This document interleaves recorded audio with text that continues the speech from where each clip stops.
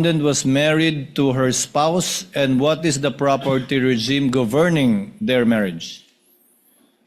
Your Honor, I believe they were married, but let me just check the facts just to be sure, but I think it was 2007. 2007, Your Honor. Can I get back to you on the specific date for that? The date would not be necessary because 2007 would mean they would be covered under the family code. So may the Yes, Your Honor. chair ask, what is the property regime governing their marriage? As far as I know, there are no property regime arrangements or prenup. That's why, Your Honor, I would assume it would be the default property regime, which would be The absolute community of property. Thank you, Counsel. Chair will now make its ruling. The impeachment court will now resolve the prosecution's renewed request for the issuance of subpoena ducis tecum dated July 6, 2026. You may seat, counsels. Directed to the concerned banking institutions and Anti-Money Laundering Council. The court begins with the standards governing the issuance of subpoena ducis tecum. These are set forth in Section 3, Rule 21 of the Rules of Court, which provides, among others, that in the case of a subpoena ducis tecum, it shall contain a reasonable description of the books, documents, or things demanded, which must appear to the court as prima facie relevant. Settled jurisprudence has affirmed and clarified these requirements in the 2021 case of Republic versus Sandigan Bayan, dated 2/15/21, where the Supreme Court stated, quote, a subpoena ducis tecum may be issued if the tests of relevancy and definiteness are satisfied. The court must ensure that, number one, the books, documents, or other things requested must appear prima facie relevant to the issue, subject of the controversy, the test of relevancy. And number two, such books must be reasonably described by the parties to be readily identified, the test of definiteness. In the case of BSB Group Inc. versus Go, GR number 168644, the court stated that evidence is relevant when it bears such a direct relation to the fact in issue as to induce a belief in its existence or non-existence, and when it relates to a collateral fact from which the existence or non-existence of the principal fact may logically be inferred. These requirements are intended to ensure that the subpoena is not used, as mentioned earlier and discussed earlier, as a tool for a fishing expedition as held in Apostol versus Lubingan Rafael, GR number 260640, dated October 1, 2025. We are also aware of the ruling of the Supreme Court in HC Libanao versus Philippine National Oil Company, GR number L13463, quote, a general inquisitorial examination of all the books, papers, and documents of an adversary conducted with a view to ascertain whether something of value may or may not show up will not be enforced.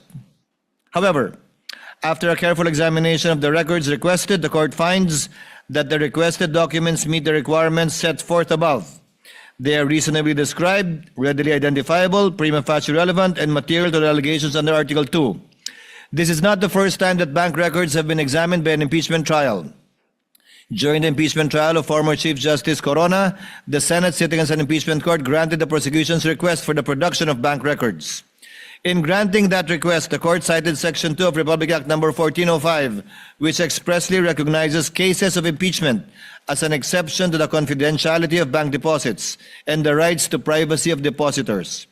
As to the requested period from 2007 to 2021, the defense's objection is overruled.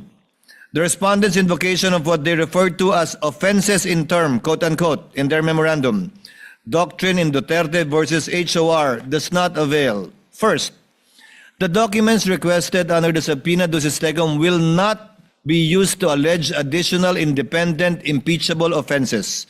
The court will not allow this in adherence to the doctrine laid down in Duterte v. HOR, as this will violate the respondent's right to be informed of the nature and cause of the accusations against her and her rights to due process at every stage of the proceedings. Rather, the court will only allow these records to be used to establish a factual baseline against which the respondent's assets, financial transactions, and business interests during her present term may be assessed. Establishing such a factual baseline is recognized in settled jurisprudence involving allegations that a public officer's wealth is manifestly disproportionate to the lawful income and financial capacity of the officer and the officer's spouse. as held by the Supreme Court in concerned taxpayer versus Doblada Jr., dated 8 June 2005, quote, in determining whether the properties acquired were manifestly out of proportion to the lawful income of the spouses, necessarily requires comparing their value with the spouse's salaries, benefits, other lawful income, and revenues from legitimately acquired properties or businesses. Further, in the case of Ombudsman V. Bernardo, GR number 18-1598, quote, respondents' beginning net worth must be considered for purposes of determining whether his disposable income was more than sufficient to justify his property acquisitions and foreign travels for the covered period, and whether he possesses the financial capability to acquire or purchase properties as reported in his SAL-N. Quote, such net worth of the respondent as declared in the statement filed by him or her from the first day of his employment with the government shall be considered as his true net worth as of such date for purposes of determining his capacity for future property acquisitions during his tenure as a public officer. Any unexplained increase in his net worth thereafter may fall within the ambit of the presumption provided for in Republic Act number 1379. The production, therefore, of the records from 2007 to 2021 is authorized strictly for that limited purpose only. Their admissibility and evidentiary use shall remain subject to the prosecution establishing their connection to the alleged unexplained wealth during the respondent's present term in relation only to Article 2 of the Articles of Impeachment. Now, with regard to the bank records held separately by Attorney Manasseh Carpio and jointly by him and the respondent, the defense's objection is likewise overruled. The respondent's reliance on Republic v. Eugenio is unavailing. That case involved only an ordinary civil inquiry into spousal assets that were not statutorily aggregated. On the other hand, Section 8 of Republic Act number 6713 requires public officials to disclose their assets, including that of their spouses. Their financial interests are therefore statutorily intertwined for purposes of disclosure. Respondent likewise insists on the separate legal personality and distinct right to privacy of Attorney Carpio, but this is likewise untenable. Article 75 of the Family Code explicitly provides, which is why the presiding officer earlier asked the property regime governing them, in the absence of a marriage settlement or when the regime agreed upon is void, the system of absolute community of properties established in this code shall govern.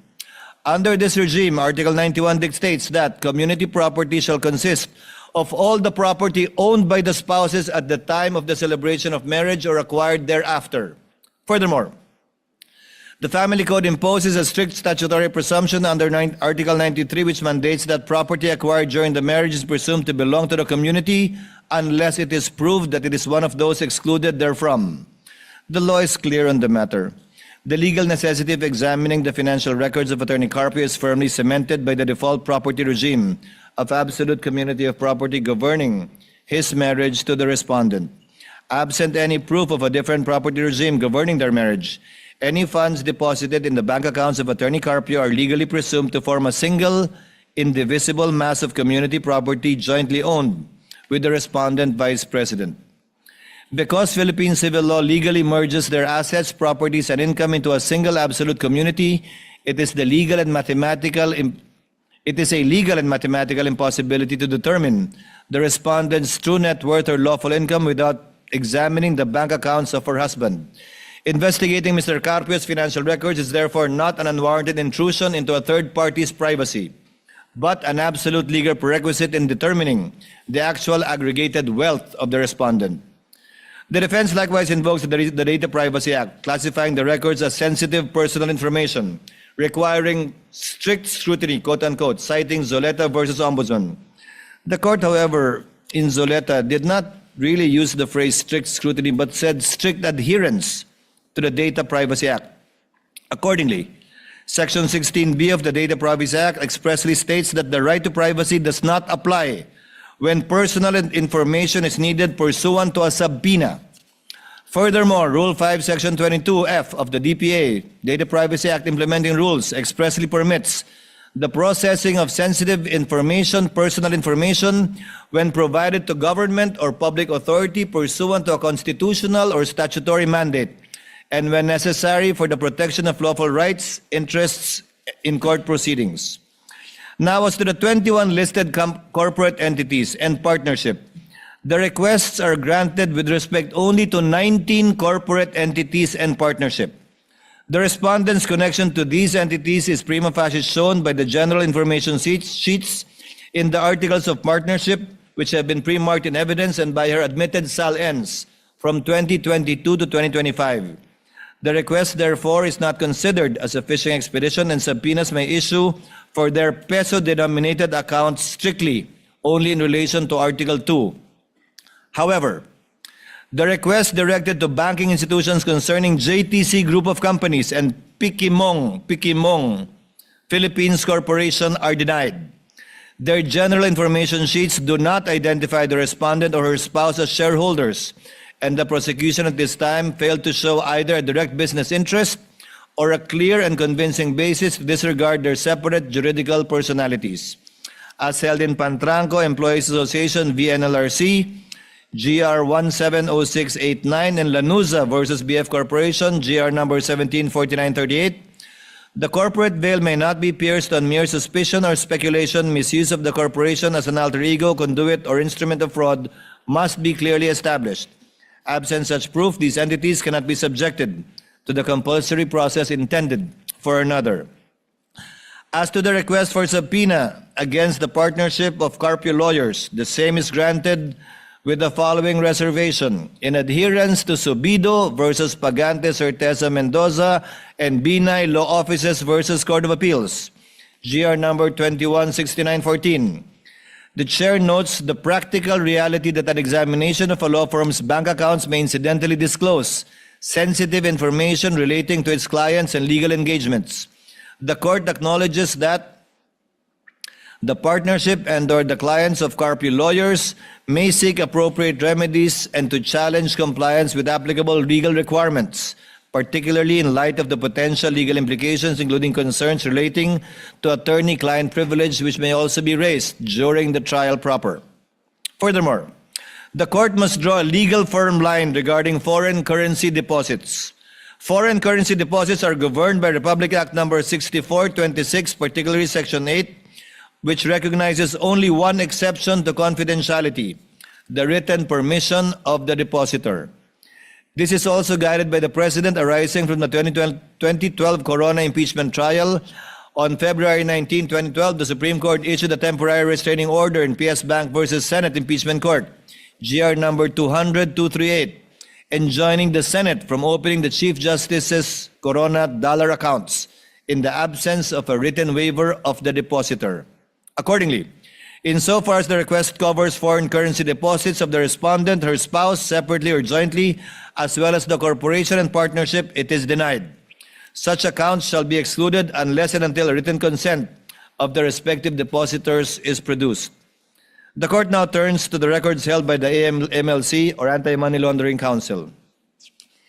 As to the request directed to the Anti-Money Laundering Council, the same are granted with respect to the respondent, her spouse, and the 19 entities and one partnership, for which a prima facie connection has been shown through the pre-marked general information sheets, articles of partnership, and the respondent's admitted sal-ends. However, the requests as to JTC Group of Companies and Pikimong Philippines Corporation are denied for failure at this stage to establish a prima facie link, the respondent or her spouse and said entities, or any sufficient basis to disregard their separate juridical personalities as previously stated. The defense vigorously argues that AMLC is absolutely shielded from this court's compulsory process by the confidentiality provisions of Section 80 of the Anti-Money Laundering Act, as amended, and warrants that compliance would expose AMLC officers to criminal sanctions for breach of confidentiality. The court, however, finds this argument unavailing. Section 8A regulates unauthorized and arbitrary disclosures by AMLAC personnel. It does not and constitutionally cannot nullify the lawful subpoena powers of the Senate sitting as an impeachment court, where compliance with the lawful constitutional subpoena is a justifying circumstances that, if at all, would extinguish any penal liability under Article 11, Paragraph 6 of the Revised Penal Code for any person acting in obedience to an order issued by a superior or some lawful purpose. In the landmark case of Republic versus Sandigan Bayan, GR 2322724 rather, the Supreme Court explicitly rejected the AMLC's attempt to quash a subpoena ducis tecum, ruling verbatim, quote, "The Anti-Money Laundering Council is not merely a repository of reports and information on covered and suspicious transactions. It was created precisely to investigate and institute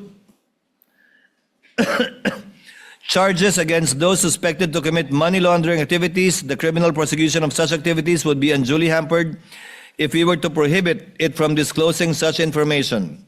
For the Anti-Money Laundering Council to refuse disclosing the information required of it would be to go against its very function under the law." Further, as held by the Supreme Court in Sabio versus Gordon, GR number 174340, by parity explained that statutory provisions on confidentiality and exemptions from inquiry cannot be invoked to deny access to information by Congress in aid of legislation. It is therefore the position of this court that if the Sandigan Bayan, pursuant to its subpoena powers, cannot be denied AMLC records as well as the legislature in aid of legislation, it most certainly cannot be denied to the Senate, sitting as an impeachment court. The defense also vehemently objects to the production of AMLC documents by pointing out to the agency's own printed footnotes, which restrict the reports for intelligence purposes only, quote unquote, and explicitly state they are not to be used as evidence in any formal proceedings. The court, however, overrules this objection. The admissibility and evidentiary weight of documents in an impeachment trial are determined by the Constitution, the rules of court, and the judgment of the impeachment court, not by unilateral disclaimers printed by an executive agency on its letterhead. An administrative footnote or internal intelligence sharing protocol cannot rise to the level of a constitutional or statutory exclusionary rule. While the AMLC's internal protocols are validly designed to prevent premature leaks during ongoing investigations, they cannot legally operate to tie the hands of the impeachment court once the documents are lawfully subpoenaed. Because the requested suspicious transaction reports and covered transaction reports satisfy the threshold of prima facie relevance in tracing the alleged accumulation of unexplained wealth under Article 2, they shall be produced. The defense further invokes the 5-year record retention period under the AMLA regulations. The 5-year period is a minimum mandatory retention requirement imposed on covered institutions. It is not an absolute prohibition against keeping or producing all the records. Accordingly, let AMLC invoke this limitation in its return, which this court shall take into account and inform the parties thereon accordingly, should they be unable to comply with the subpoena. As for the partnership of Carpio lawyers, Section 1 of Republic Act No. 10365, amending Section 3A7 of Republic Act No. 9160, treats as covered persons those including lawyers who manage client money or assets, manage bank savings and securities accounts, organize contributions for companies, or create, operate, or manage judicial persons or arrangements. Section 2C of AMLC Regulatory Issuance B No. 1, Series of 2018, adopted on May 10, 2018, and filed on June 13, 2018, expressly reiterates this activity-based rule. The court recognizes the statutory exception for lawyers acting as independent legal professionals, where the information concerns their clients or disclosure would compromise client confidences or the attorney-client relationship. Absent any showing, however, that the particular record sought contained such information or would compromise a protected confidence, the exception cannot be invoked merely because the entity concerned is a law partnership. It protects client confidences. It does not confer a blanket immunity upon every financial record bearing the law firm's name. The request for the issuance of subpoenas for the identified financial records, therefore, pertaining to Carpio lawyers is granted, subject to the remedies in law and/or their legal right to assert a specific claim of privilege over a particular document at the proper time. No generalized blanket invocation of attorney-client privilege should exclude compliance at this time. Therefore, to summarize, the court rules as follows. The request for subpoenas directed to the concerned banking institutions covering the accounts of respondent, Attorney Manasseh Carpio, separately or jointly, the partnership of Carpio lawyers, and the 19 listed corporate entities is granted. The banks are ordered to submit to the Clerk of Court the documents on July 30, 2026 at 9 a.m. with the attendance of parties and counsels. The request insofar as it seeks the records pertaining to JTC Group of Companies and Pikimong Philippines Corporation is denied for failing to establish prima facie relevance. The subpoenas granted shall apply only to peso-denominated accounts relevant to Article 2.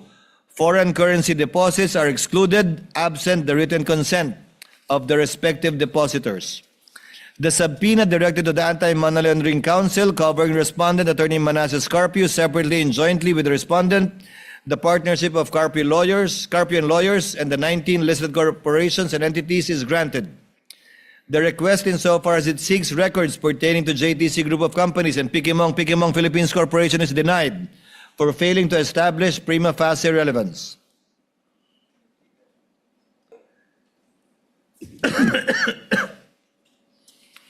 Finally, the Court is cognizant of the Supreme Court ruling in Almonte v. Vasquez, GR 95367, where it stated that a government privilege against disclosure is recognized with respect to state secrets, and it is not amiss to state that even matters of national security have been inquired into in appropriate in-camera proceedings by the Court. Therefore, the Court ex abundante ad cautela or out of an abundance of caution hereby directs, in order to prevent the unwarranted exposure of sensitive AMLC methodologies and information, to submit the records strictly in camera to the presiding officer through the Clerk of Court first on July 30, 2026 at 9 a.m., who shall review these documents privately before turning them over to the parties as may be warranted. The parties are directed to be represented by counsel on the aforementioned time and date for the proper inspection, comparison, photocopying, and/or marking of these documents as the case may be. So ordered. Moving now on. BR. The Impeachment Court will now resolve the prosecution's request for the issuance of subpoena dated July 6, 2026, directed to the Commission or Internal Revenue. At the outset, the presiding officer reiterates and adopts by reference the court citation of applicable rules regarding the issuance of subpoena ducis tecum, which forms an integral part of this order. The foregoing standards are deemed reproduced and shall govern the court's disposition of the present subpoena requests. After examining the records sought, the court finds that the requested documents meet the requirements set forth. They are reasonably described, readily identifiable, and prima facie relevant and material to the allegations under Article 2.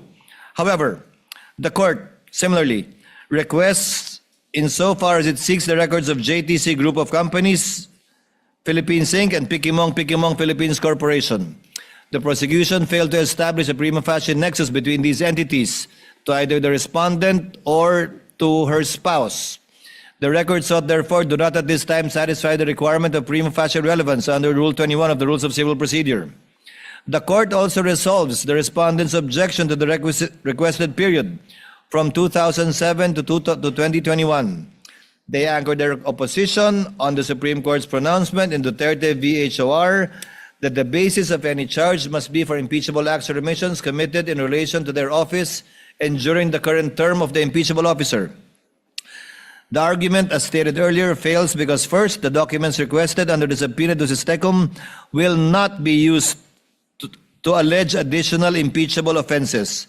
This court will not allow it. For the same reasons discussed in the court's earlier order, consistent with the same jurisprudence which are hereby adopted by reference, the court likewise holds that the requested records are sought to establish respondents' financial baseline and capacity only, not to inquire into or prosecute alleged impeachable acts occurring outside the present articles of impeachment. Accordingly, these records are required to establish a factual baseline against which the respondent's assets, financial transactions, and business interests during her present term may be assessed. We are also not without precedent. During the Corona impeachment trial, the Salens, prior to his appointment as Chief Justice in 2010, were presented on the January 18, 2012 hearing of the court. Likewise, evidence and testimony concerning properties and transactions before his appointment as Associate Justice were presented before the court on March 13, 2012. Therefore, the production of records from 2007 to 2021 is therefore allowed and authorized strictly for purposes of establishing a comparative baseline only. They shall not be used as proof of another independent impeachable offense. Their admissibility and evidentiary use shall remain subject to the prosecution establishing their connection to the alleged unexplained wealth during the respondent's present term. The defense's invocation of the Race to the Privacy Act is likewise unavailing. As previously stated, Section 16B of that law expressly states that the right to privacy does not apply when personal information is needed pursuant to a subpoena. Furthermore, Rule 5, Section 22F of its implementing rules expressly permits the processing of sensitive personal information provided to government public authority pursuant to a constitutional or statutory mandate and when necessary for the protection of lawful rights and interests and court proceedings. The court is likewise unconvinced by respondents' argument that the issuance of the subpoena will usurp the authority of the BIR under Section 5 of the NIRC. This court is not determining the tax deficiencies or civil liabilities which remain within the province of the BIR. It is exercising its constitutional mandate to determine public accountability under the Articles of Impeachment. Neither does the pendency of a BIR audit suspend or limit the Senate's exclusive jurisdiction to try impeachment cases. The respondent invokes Section 270 of the National Internal Revenue Code to prevent the production of the requested records. The objection is overruled in part. The Supreme Court expressly ruled in Dipad v. Spouses Olivan, GR 168771, that Section 270, quote, of the NIRC obviously does not address the confidentiality of ITRs. It merely penalizes the unauthorized disclosure of taxpayer information, except as otherwise provided for by law. It does not bar the production of the documents. However, the respondent correctly invokes Section 71 and other provisions of the NIRC which recognizes only 3 instances in which a taxpayer's records may be opened for inspection. Number 1, upon order of the President or authorization of the President. Number 2, upon the request of a foreign tax authority with the approval of the President. Or number 3, upon the taxpayer's waiver. Nevertheless, the existence of these statutory limitations does not at this stage preclude the issuance of the requested subpoena. The issuance of subpoena is merely a preliminary procedural step and does not by itself authorize the disclosure, inspection, or admission of the requested tax records into evidence. In fact, this issuance is the order that shall set, if at all, things in motion. Upon service, the BIR Commissioner may refuse compliance, very much like what they did with the House, or comply by invoking any of the exceptions under the NIRC as previously mentioned.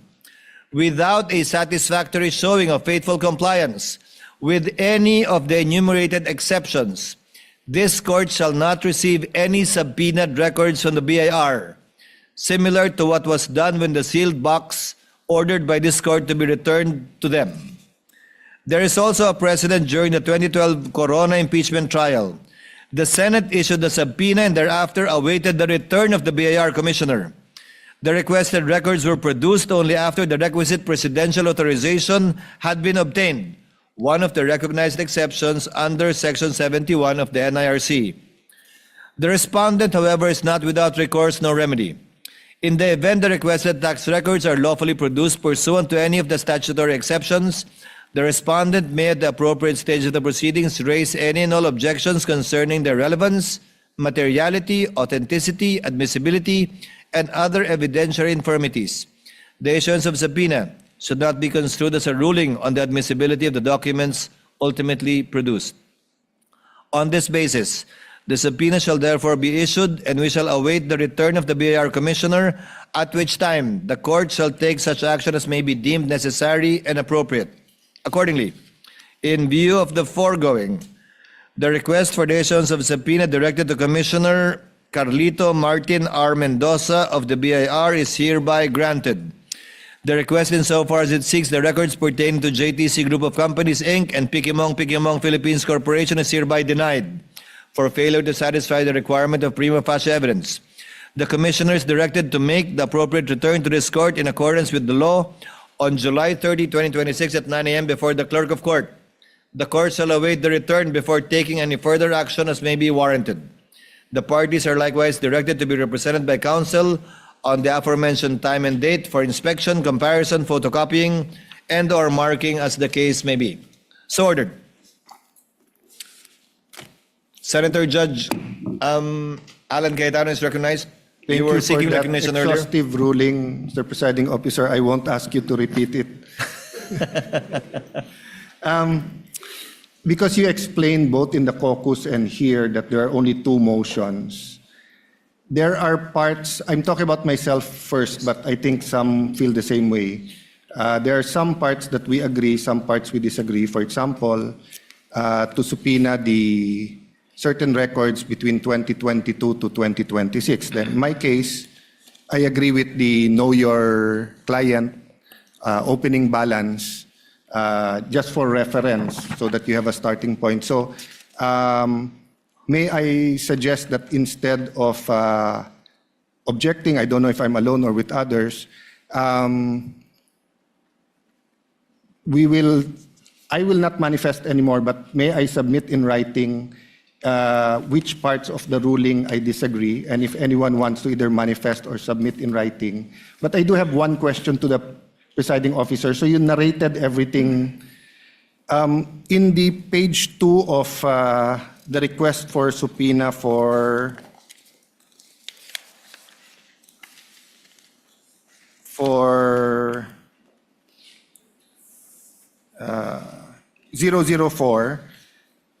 nakalagay, all records filed with, submitted to, or maintained by the BIR for taxable year 2007 to 25, including but not limited to. So sinabi 1, 2, 3, 1 and 2, pero not limited to. The other one, 4, page 4 of the request number 004-2026. Sorry, that's the case number. So the other one is to the, this one's to the anti-money laundering. Nakalagay po sa page 4, and all other relevant documents. So I just like to ask, was your narration exclusive? Because you did say that it's specific enough, but I don't think specific yung all other relevant. The test of if it's definite is that wala nang iisipin yung pinadalan mo ng subpoena. So kung anong nire-rate, yun ang kukunin. That is a common practice perhaps used by lawyers, but the understanding of the court, and let this be part of the ruling of the court, is that only the documents specifically mentioned Thank you for that. and will not include that catch-all phrase, because I doubt too if the banks, the BIR, AMLC, would be able to supply the and such others unless it was specified. So with the permission of the court, I'll submit my, where I agree and disagree. Permission granted, and any other senator judge who wish to submit the written explanation in regard to the twin orders may do so. Senator Judge Marcos and Legarda are both raising their hands, so the same applies to them. Submit. Senator Judges Marcos, Legarda, and Villar Camille are manifesting that they will be submitting their manifestations in regard to the twin rulings of the court, and the same is allowed and will be made part of the records.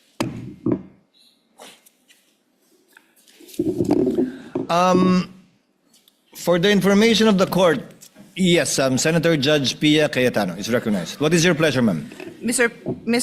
Presiding Officer, I'll just make a short manifestation because The lady may proceed. Alan's written submission might be so long, it might just be easier for me to make my own manifestation. Para tumawa naman kayo, guys. Sobrang seryoso natin. But it is a serious topic. Very simply, Mr. President, personally, on the issue of the dates, no, for the submission of the, what was it, 2007? Goes back as 2007 to 2026. And the term of the Vice President in question is 2022 to 2026.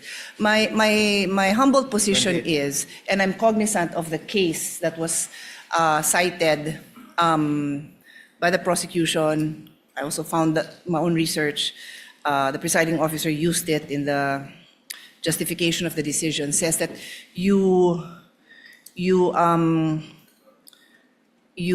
go back to set that baseline. I understand that. Madali naman siyang intindihan. Ang sa akin lang naman, in the interest also of considering the rights of the person under trial, we could have considered starting at 2022, and if there's more than, kung dun pa lang, it already shows that unexplained from 22 to 2026, there may be no reason to go back and at least respect that part of the record. So yun lang naman ang sa akin. Kasi hindi naman mahirap na tingnan yung 2022 to 2026. O hindi mo makita yung baseline pero may trend. Then dun, saka tayo pupunta doon. Diba? That's our way of showing respect also for the persons who are brought here to trial. But anyway, we submit to the ruling. I just wanted to explain that that could have been a middle ground, Mr. Presiding Officer. Thank you. Noted and well taken, Senator Judge Pia Cayetano. Chair would now like to take up some administrative matters. We are in receipt of a motion to set conference for the transfer of markings and comparison of video exhibits filed by the prosecution. Since this was received only last Friday, the court was not able to act on it on their requested dates. Court therefore sets this to July 21, tomorrow at 9 a.m.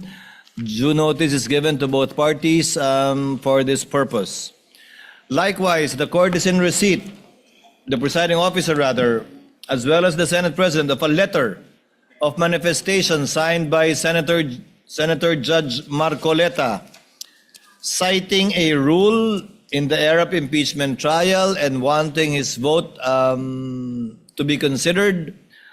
Chair, the presiding officer in this court will not act on it at this time, but instead, since we will be resuming next week, we'll be referring this matter to the Senate as a legislative body, given that it's the Senate that will be amending the rules, to allow participation through a vote. Because apparently, as pointed out by Senator Judge Marcoleta, during the Estrada impeachment trial, a rule was adopted, which we are confirming, that allows the Senate President to provide a mechanism by which a senator who cannot vote under any unavoidable circumstances to cast his vote on any matter. But since this impinges upon the rules of the impeachment court, this matter should properly be taken up by the Senate as a legislative body. And whatever decision the Senate will have as a legislative body, the court shall implement it. But let it be placed on record that personally, once we convene the Senate as a legislative body, I am inclined to agree with the suggestion of Senator Marcoleta, for as long as there is no suspension, according to him. Yes, Senator Judge Cayetano. I'll not object to that at this point in time. Just as an additional information, I think Senator Estrada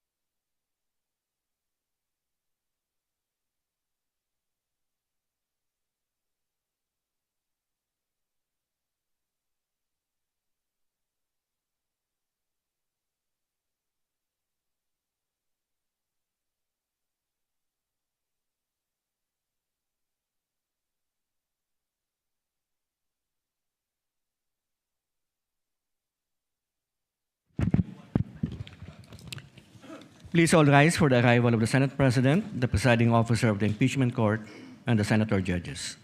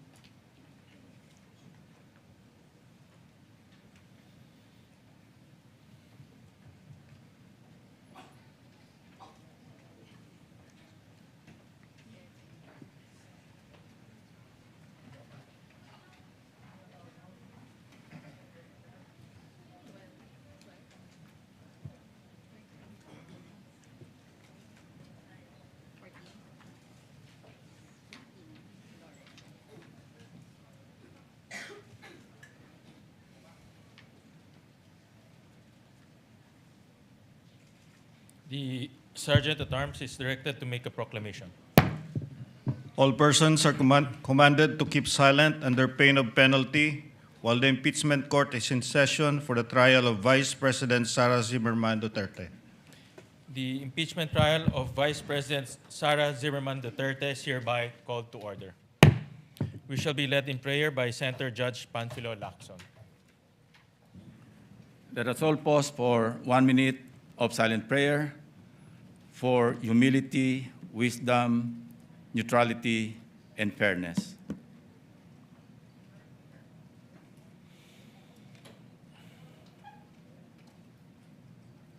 In the name of the Father, and of the Son, and of the Holy Spirit. Amen. Amen. The Clerk of Court will now call the roll. Roll call of members. The Honorable Senator Judge Aquino, Senator Judge Cayetano Alan, Senator Judge Cayetano Pia, Senator Judge De La Rosa, Senator Judge Ejercito, Senator Judge Go, Senator Judge Ontiveros, Senator Judge Lacson, Senator Judge Lapid, Senator Judge Legarda, Senator Judge Marcoleta, Senator Judge Marcos, Senator Judge Padilla, Senator Judge Pangilinan, Senator Judge Soto III, Senator Judge Tulfo Erwin, Senator Judge Tulfo Rafi, Senator Judge Villanueva, Senator Judge Villar Camille, Senator Judge Villar Mark, Senator Judge Zubiri, the presiding officer, Senator Judge Escudero, Senate President Gatchalian. With 20 senators present, the Chair declares the presence of a quorum. In accordance with the rules of procedure on impeachment trials, the Chair now recognizes the duly elected presiding officer to preside over the proceedings of the impeachment court. Thank you, Mr. Senate President. The Chair would like to defer action or approval on the journal as we await the manifestations of some of our senator judges. However, having said that, before we end today's trial, regardless of the submission of the senator judges who manifested their intention to so submit their manifestations, we will have to approve the journal already so that we can furnish the parties with a copy, because as requested by counsel for the respondents, they would want an official copy of yesterday's ruling in order to afford them sufficient time to avail of whatever remedies they may want to seek in regard to the ruling in whole or in part. So for the information of the counsel for the parties, we shall be approving the journal within the day. You shall have a copy of the same before today's trial ends. This is also to inform the senator judges to make their submissions at the soonest possible time. Otherwise, it shall only be made part of the transcript and the records and will no longer be made part of the journal. So ordered, and for the information of the body, the clerk of court will please call the case before the impeachment court. Case number 004-2026 in the matter of impeachment trial of Vice President Sara Duterte. Appearances of the parties, please. Good afternoon, Your Honors. Same appearance for the prosecution. We are ready for the presentation of our next witness, Your Honor. Appearances for the respondent. Good afternoon, Your Honors. Same appearance for the defense. May we know who on the part of the counsel, who among the panel of prosecutors or counsel from the panel of prosecutors will be presenting the witness? This representation, Your Honor, will be presenting the next witness. May I know likewise on the part of the counsel for respondents who will be standing on the other side? Will it be you, Attorney Villuan? That's correct, Your Honor. You may proceed, lead prosecutor, call your first witness. Your Honors, we are calling to the witness stand our next witness, the last witness for Article 4 threat, Attorney Melvin Matibag, the NBI Director.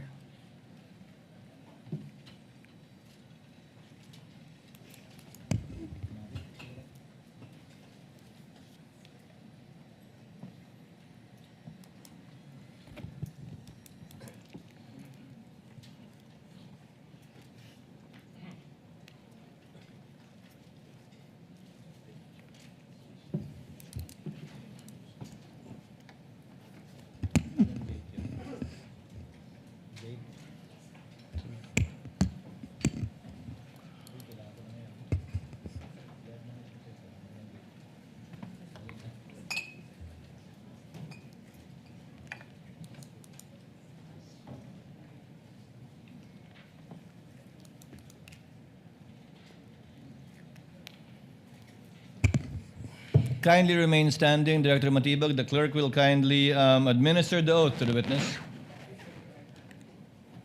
Kindly turn on the mic of the clerk of court. You, Melvin A. Matibag, do swear that the evidence you shall give in the case now pending between the Philippines and Vice President Sara Duterte shall be the truth, the whole truth, and nothing but the truth. So help me God. Yes, sir. Kindly sit down, Director Matibag. May we Before proceed? the lead prosecutor proceeds with their direct examination, the chair would like to address the witness regarding certain matters. Director Matibag, the chair would like to remind and admonish you on behalf of the impeachment court to kindly avoid statements appertaining to individual members of this impeachment court. Without prejudice to any investigation you're undertaking, you may do so, but without need of issuing statements that may impinge upon the independence and or integrity of the court or the individual senator judges. And for this reason, for your information as well, Attorney Director Matibag, the statements made by Senator Judge Alan Peter Cayetano and Senator Judge Pia Cayetano last July 15, pertaining to statements made by you and the video presented in the impeachment court shall be referred to the Senate as a legislative body and referred to the appropriate committee, specifically the Rules Committee, for its proper disposition and for the matter to be taken up thereat, and not in this impeachment court. I hope you will hear and understand, Director Matibag, the Yes, Your reminder and the admonition of the chair. Yes, Your Honor. Thank you, Director Matibag. Lead prosecutor, the Honorable Luistro, you may proceed with your direct examination.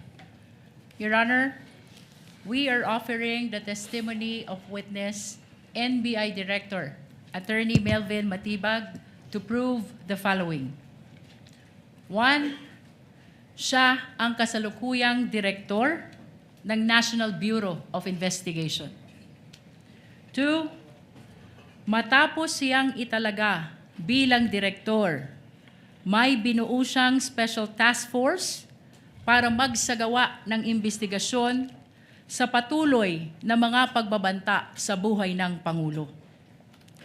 3. May karagdagang investigasyon na isinagawa ang Special Task Force hinggil sa mga pagbabantang ginawa sa buhay ng Pangulo kasama ang pagbabanta ng Vice Presidente. 4. Ang pagbanta sa buhay ng Pangulo ay hindi lamang pagbanta sa kanyang buhay, kundi pagbanta sa pambansang seguridad. 5. Ang mga natuklasan at naging resulta ng Special Task Force mula sa karagdagang investigasyon. 6. Kilalanin at patunayan ang mga dokumento kaugnay ng nasabing investigasyon ng NBI. 7. Ang iba pang mga bagay na may kaugnayan at mahalaga sa nagaganap na impeachment trial ng Vice Presidente. Comments, Your Honor. Then, Your Honor, as to the first purpose, we are willing to stipulate, Your Honor, that Attorney Matibag is the current NBI Director. In the interest of expediting the proceedings, no need to propound questions on that. Number 2, as to the task force, Your Honor, we would have to object thereto on the basis of them being irrelevant. Your Honor, would just like to manifest for the record that such task force, Your Honor, was not part of the articles of impeachment as well as the impeachment complaint. There was no mention thereof, and this is tantamount to a new information. So, Your Honor, we just like to manifest for the record that the articles of impeachment is akin to a information that is filed in court, and the trial's already started, and the prosecution cannot modify such information or articles of impeachment. For such will be a violation of our client's right to due process, particularly her right to be promptly and fully apprised of the exact charge against her. So any new information is irrelevant. Number 3, same objection, Your Honor, because the good counsel mentioned karagdagang investigation. So it pertains also to a new information which is irrelevant. Number 4, we would have to object because the good counsel used the word banta, which is a conclusion of fact. She mentioned it twice. So we are objecting on the basis of it being conclusions of fact. Number 5, as to the special task force, same objection, Your Honor, considering that, again, there was no mention of such new information in the articles of impeachment. Number 6 and 7 are okay, Your Honor. would the lead prosecutor care to respond? We would like to respond, Your Honor. The lady may proceed. Your Honor, maliwanag po sa naging banta ng Vice Presidente kaugnay ng November 23, 2024 na video. May kinausap siyang tao kaugnay ng kanyang banta sa buhay ng Presidente, ng First Lady at ng dating Speaker. Later, Your Honor, we will present that this special task force was specifically created for the purpose of furthering the investigation because of the possibility of seeing na hindi po mag-isa ang Vice Presidente sa bantang ito. In other words, Your Honor, the mention of special task force, including its creation at ang karagdagang investigasyon nito, passes the test of relevance.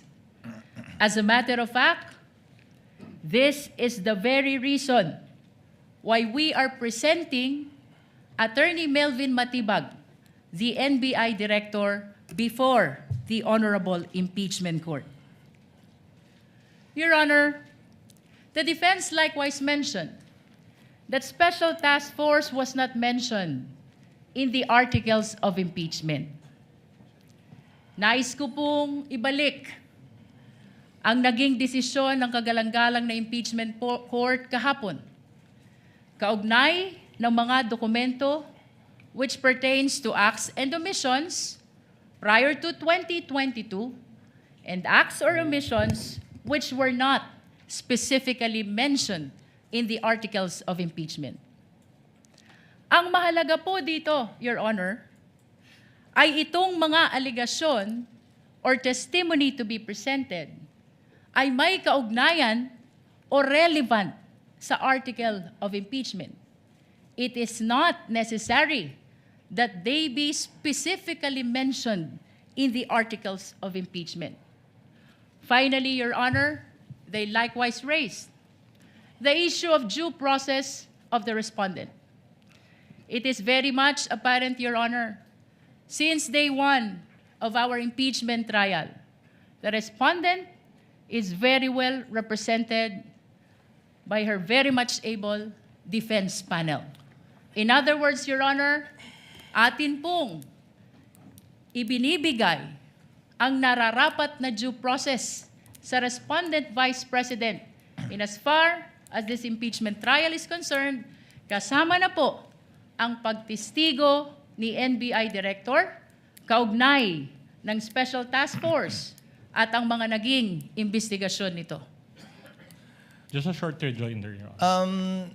Counsel for respondent may do so before the chair makes a ruling on the offer and the comments to the offer. You may proceed, Attorney Binlon.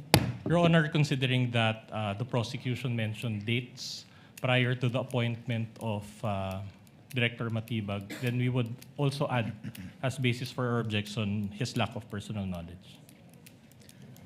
Noted. Chair will now make a ruling.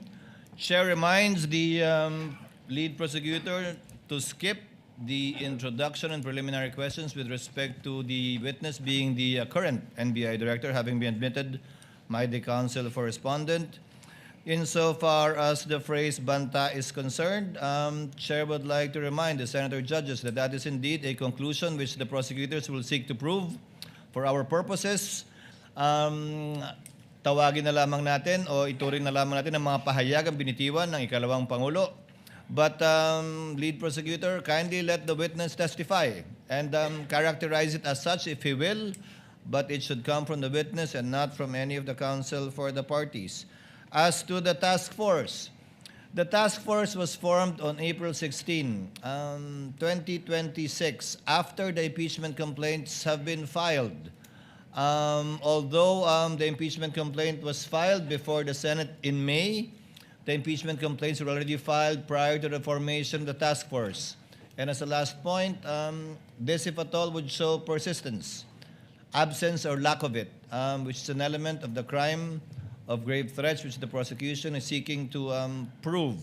Again, not through their statements, but through the witnesses they will be presenting in the person today of Director Matibag.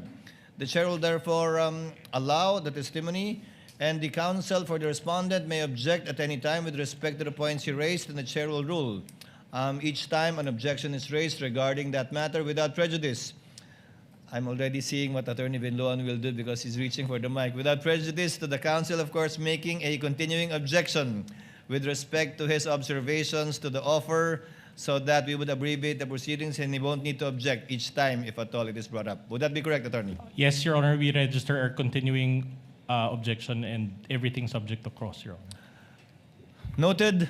The lead prosecutor may proceed. Your witness. Mr. Witness, pakisabi po ang inyong pangalan, edad, at iba pang pagkakakilanlan. Ako po ay si Attorney Melvin Matibag na kasalukuyang Director ng National Bureau of Investigation. Ang aming pong tanggapan ay may address na 9th floor Philinvest Cyber Zone Building, Diosdado, Macapagal, Pasay City. Nabanggit mo na ikaw ay isang abogado. Gaano ka na katagal sa nasabing propesyon? 29 years po. Saan ka nagtapos ng iyong abogasya? Sa Ateneo Law School po. Bago ang iyong abogasya, ano ang una mong inaral sa kolehiyo? Ako po ay nagtapos ng Bachelor of Arts, major in Philosophy sa University of Santo Tomas. Pagkatapos naman ng abogasya, Mr. Witness, ano ang iyong inaral kung mayroon man? Nag-aral po ako ng Masters of Law, major in Corporate and Finance Law sa Wayne State University, Detroit, Michigan, USA po. You are here as NBI Director. Bago ka itinalaga bilang NBI Director. Ano ang iyong mga naging trabaho kung mayroon man? Bago po ako itinalaga na NBI Director, kasalukuyan po ako naglilingkod bilang Dean o Dekano ng Lyceum Alabang College of Law. Nabanggit mo na ikaw ay dating Dean ng Lyceum College of Law, Alabang. Bukod sa pagiging Dean, ano pa, kung mayroon man, ang iyong naging trabaho bagong iyong pagkatalaga bilang NBI Director? Ako po ay nanungkulan na rin sa iba't ibang kapasidad sa ilalim po ng iba't ibang administrasyon. Una-una po rito bilang Director ng Laguna Lake Development Authority sa administrasyon po ni dating Pangulong Gloria Macapagal Arroyo. Nabanggit mo na ikaw ay naglingkod bilang Director ng Laguna Lake Development Authority panahon ng dating Pangulo, Gloria Macapagal Arroyo. Ano pa, Mr. Witness, kung mayroon man, ang iyong naging trabaho bago ka itinalaga bilang NBI Director? Sa administrasyon po din ng dating Pangulong Gloria Macapagal Arroyo, ako rin po ay nanungkulan bilang General Manager ng Manila International Airport Authority at sa administrasyon din po ng dating Pangulong Rodrigo Roa Duterte, ako rin po ay nanungkulan sa iba't ibang kapasidad po. Nabanggit mo na sa ilalim ng administrasyon ni Pangulong Duterte, nanungkulan ka rin sa gobyerno. Ano itong mga posisyon mo sa gobyerno na iyong nabanggit? Objection, Your Honor. Relevance. Your Honor, may I Counsel may respond? answer. Counsel may respond, The rather. prosecution, Your Honor, is establishing the competence of the witness, the qualification as an official of the government.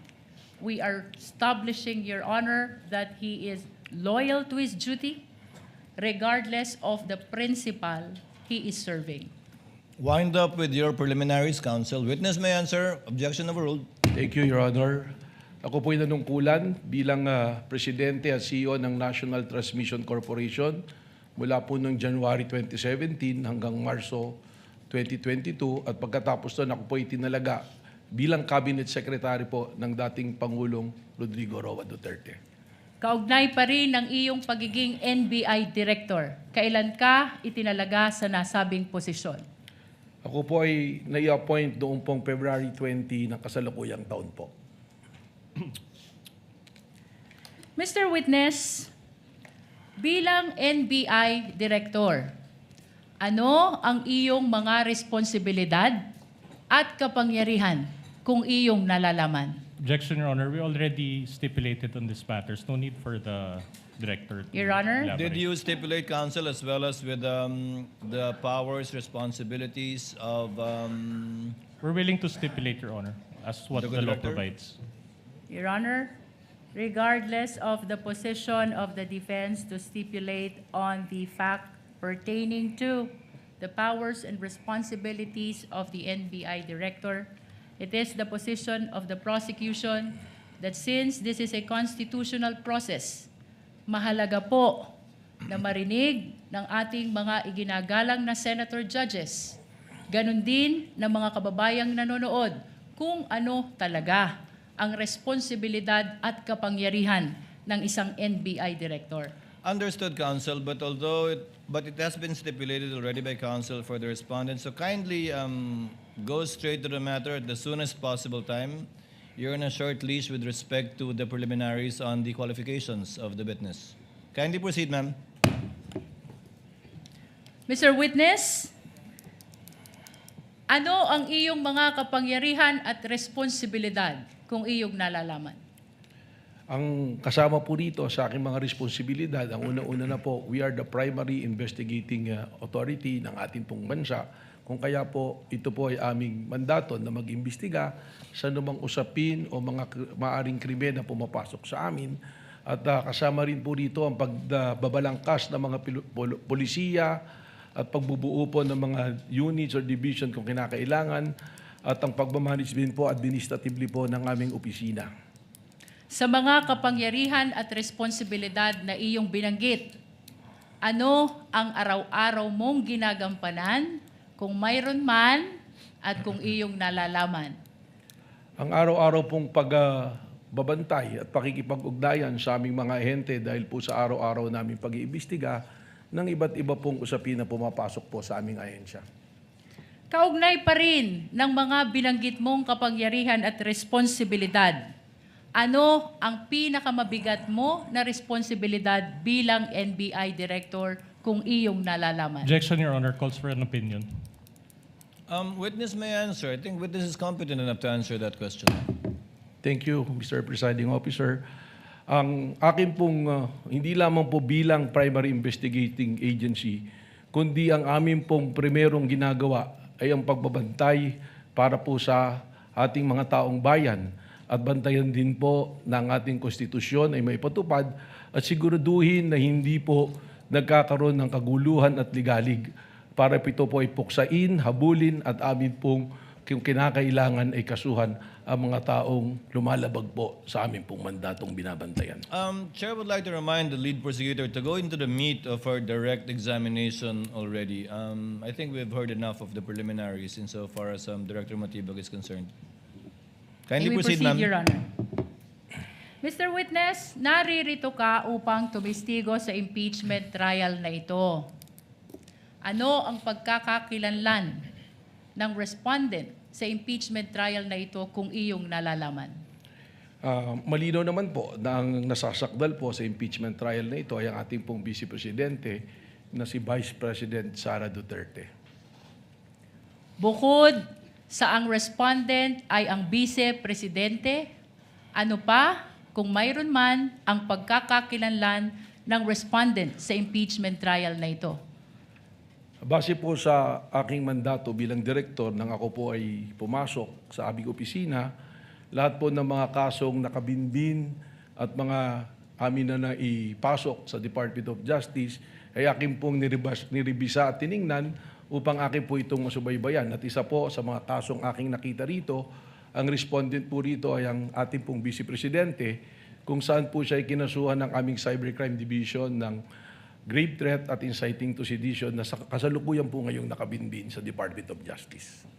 Nabanggit mo na ang respondent ay may kasong grave threat at inciting to sedition sa DOJ. Mr. Witness, ano pa kung mayroon man ang pagkakakilanlan ng respondent sa impeachment trial na ito? Ang ating pong Vice Presidente kasalukuyang ating pong subject sa ating continuing investigation dun po sa pagbabanta at plano na pagpatay po sa ating Pangulo, sa First Lady at sa dati pong Speaker of the House. Mr. Witness, may binanggit ka na continuing investigation ng NBI. Ano ang iyong ginawa kung mayroon man kaugnay ng ongoing investigation ng NBI na iyong binanggit? Tayo po ay nagtatag ng tinatawag ko ni Special Task Force po sa pamamagitan ng pag-create po ng isang administrative order kung saan bumalangkas po tayo ng mga miyembro ng aming pong opisina para sila po ang magtuloy ng investigasyon na ito at mag-monitor po ng mga kailangang gawin. Kaugnay pa rin ng binanggit mong Special Task Force. Ano ang kahalagahan nito sa investigasyon na ginagawa ng National Bureau of Investigation? Napakahalaga po para sa amin sapagkat from our law enforcement perspective, ang ginawa pong banta ng Vice Presidente ay tinatrato na namin hindi banta kundi isang plano para po sa pagpatay sa ating Pangulo. And that is a threat to the President which we consider also na threat po sa ating national security. Mr. Witness, anong katunayan mayroon ka? Kaugnay ng iyong binanggit na binuong Special Task Force upang mag-imbestiga sa lahat ng banta sa buhay ng Presidente, kasama na ang pagbabanta ng Vice Presidente. Meron po akong in-issue na Administrative Order number 11 noong April 16 ng kasalukuyang taon po. At kung ipapakita sa iyo ang kopya ng Administrative Order number 11, ito ba ay makikilala mo? Opo. Your Honor, may we request that AO number 11, previously marked as Exhibit P429, be flashed. We likewise request, Your Honor, that Attorney Kyle Kapunan, assisting counsel, be allowed to approach the witness for confirmation of the document. Assisting counsel for the prosecution may approach, and likewise, assisting counsel for the respondent may approach to confirm and validate the document being shown to the witness. Likewise, the tech, through the clerk of court, is instructed to kindly flash in the screens the document being referred to by the lead prosecutor, the Honorable Luistro. Kindly zoom it in, please. Mr. Thank you. Witness, Your Honor, Your ipinapak- Honor, can we be Attorney given time Binloan to is comment? recognized. Your Honor, we manifest for the record, Your Honor, that the document is a photocopy. So noted.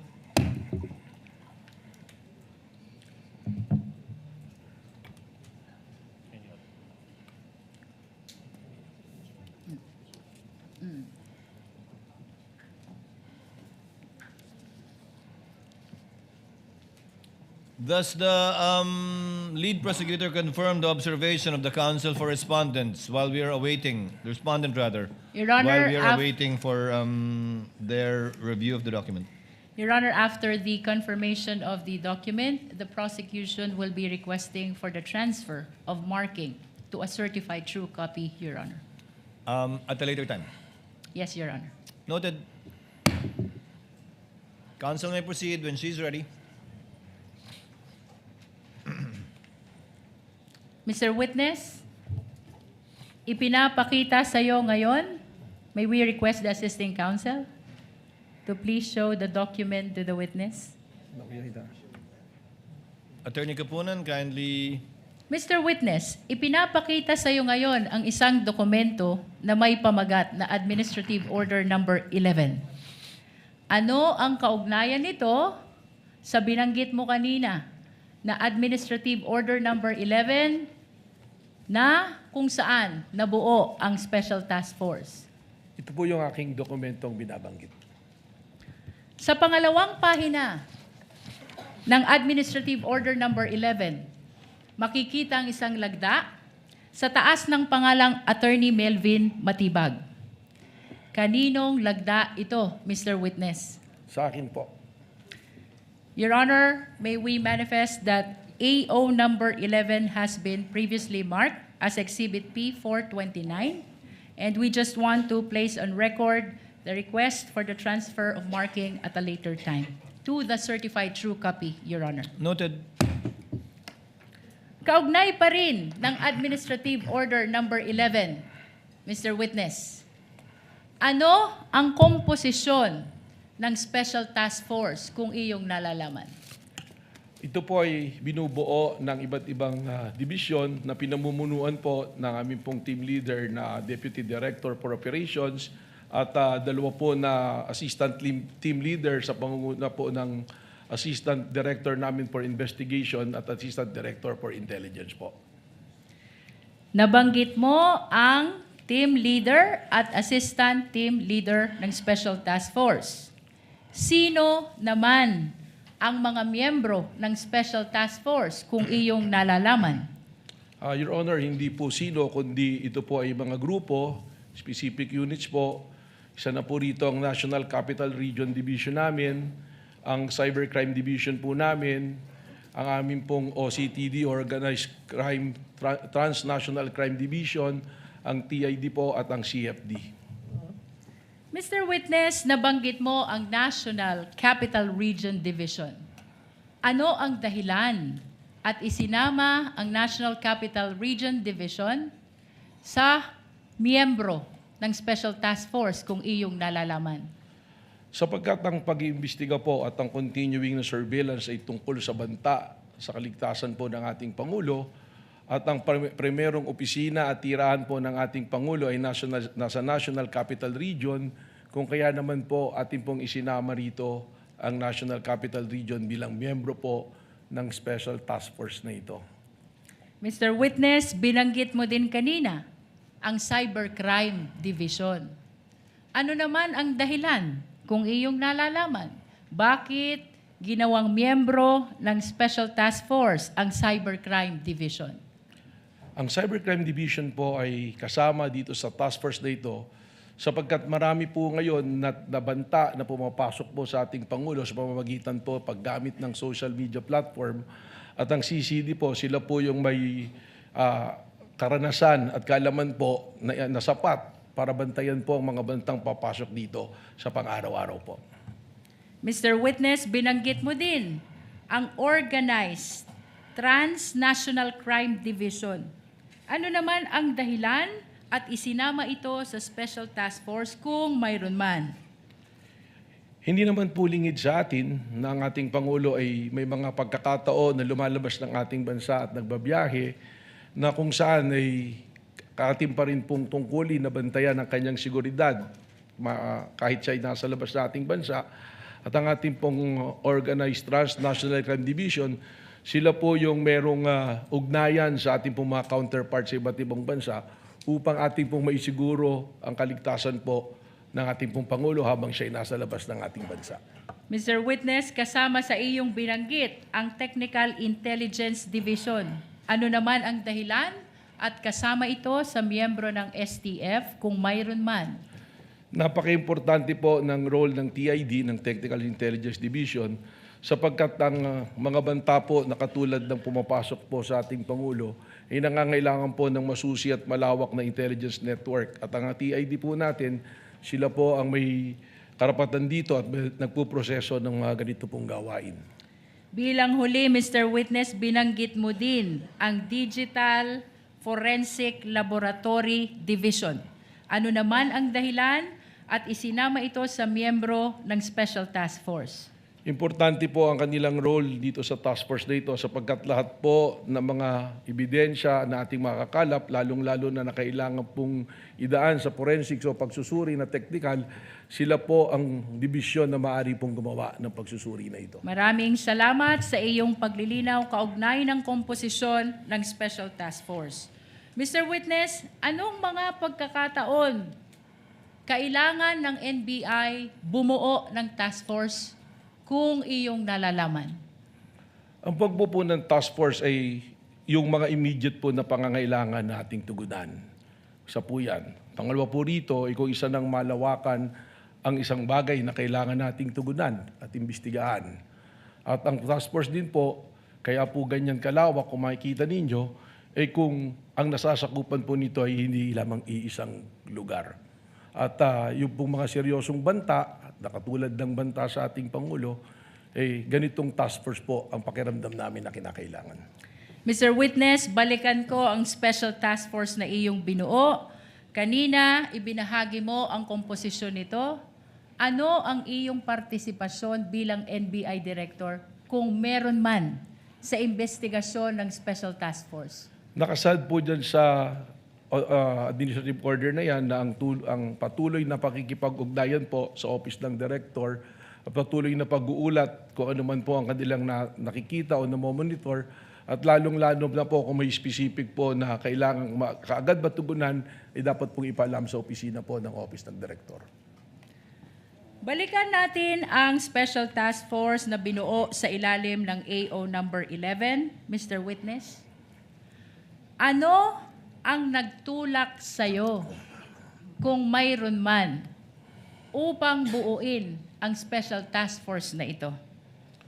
Ang akin na po nabanggit, ang malinaw na banta at planong pagpatay po sa ating Pangulo na para sa amin po sa law enforcement, ito ay nag-transcend na sa banta po sa ating national security.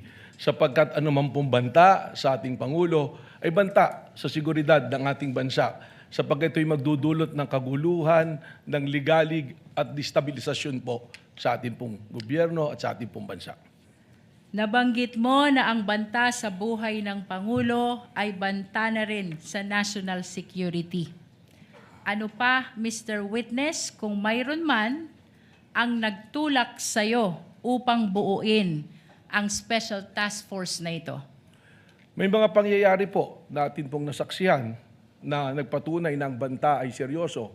Katunayan po, ang aming investigasyon ngayon ay tumawid na sa hindi banta, kundi isang plano talaga na patayin po ang ating Pangulo ng Pilipinas. Sapagkat doon po sa ating mga inobserbahan na tinatawag dating open source intel, mandilaw po roon na ang ating Vice Presidente sinabi mismo na siya ay kumausap na ng papatay at pumayag yung papatay na yan sa ating Pangulo ng Pilipinas. Mr. Witness, bukod sa iyong nabanggit kung saan may kinausap ang Vice Presidente na papatay sa Pangulo, ano pa, kung mayroon man, ang dahilan o nagtulak sa'yo upang buuin ang Special Task Force? Kung makikita po ninyo doon sa whereas clauses ng Administrative Order 11, ang nag-isa pong nagpatibay rito ay yung aming napanood na live broadcast po ng isang rally na tinatawag na Rage Coalition. If I remember it correctly, it's April 12 na nagsasalita ang mayor ng Davao City na si Mayor Sebastian Basti Duterte na sinabi niya na isang ulo lang naman ang kailangan namin at yan ay ang ulo ni Bongbong Marcos. Yan po ay aming isinama sa aming factor upang buuin po itong ating Administrative Order number 11. May nabanggit ka na Rage Coalition Rally noong April 12, 2026. Ano itong insidenteng ito, Mr. Objection, Witness? Your Honor, relevance. We ask for the relevance, Your Honor. Part of the witness's narration. Counsel, you're on a short leash again. Kindly connected to this case. Your Honor, this Witness may question... answer. Dito po sa rally na ito ay nakita natin doon pa lang pa sa pangalan na sinasabing rage, ito po ay may interpretasyon base sa aming law enforcement experience na pag sinabing rage, galit, puot. At ang mga personalidad po na dumalo rito ay makikita nating mga personalidad na kilalang tumutuligsa at naglalabas ng destabilisasyon po sa atin pong gobyerno ngayon. Makikita po natin ang presence ng iba't ibang personalities dyan na consistent na nagdudulot ng ligalig po sa atin pong bansa. Mr. Witness, kung ipapakita sa iyo itong videong ito ba'y makikilala mo? Opo. Anong partikular na bahagi ng videong ito ang tumutukoy sa iyong sinabi kung saan may binanggit si Mayor Sebastian Duterte? Mr. Presiding, we be allowed Objection, to Your check Honor. on the timestamp. Let's listen to the counsel's objection first. Attorney Vinluan, what is your objection? Again, irrelevant, Your Honor. Same ruling. Counsel, go to it directly, and I hope you will connect and make the connection between this video and the matter at hand. Yes, Director Matibag, you may proceed to open the US. Are you referring to your notes, rather? Opo, yung po aking investigation You notes may po. refer to your notes, Kung saan Director po Matibag. nakasulat ang timestamp nung video na aking po binabanggit. Your Honor, may we be allowed also to peruse Counsel that- for assisting counsel for the respondent may look at the document being reviewed by the witness. Likewise, should the prosecutor wish to do so, assisting counsel for the prosecutor may also stand up and accompany assisting counsel for the defense. You may proceed, Director Matibag, to answer. Yan po ay nasa timestamp 2:34:35 to 2:34:43. Your Honor, we are requesting that the video of Mayor Sebastian Duterte during the Rage Coalition on April 12, 2026, which has been previously marked as P430, particularly timestamp 2:34:35 to 2:34:43, be flashed, Your Honor. The tech is directed to kindly play the timestamps mentioned. May I request assisting counsel from the defense to kindly witness the breaking. Is the USB sealed, counsel? Has I the believe, seal Your been Honor. broken? Witness is instructed to break the seal while being witnessed by assisting counsel for both parties before it is presented to the tech for it to be played. Ayaw.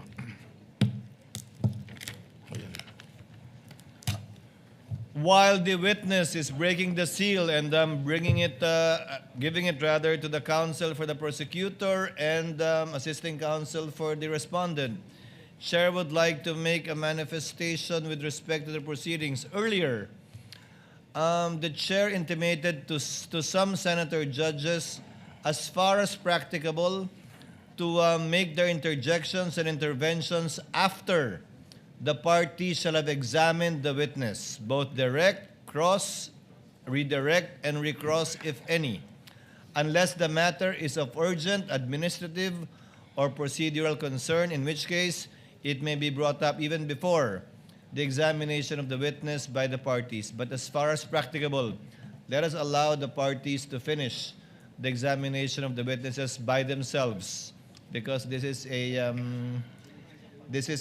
more of a trial really than merely seeking clarificatory questions when the counsels can elicit that from the witness anyway. Yes, are we ready to play the video?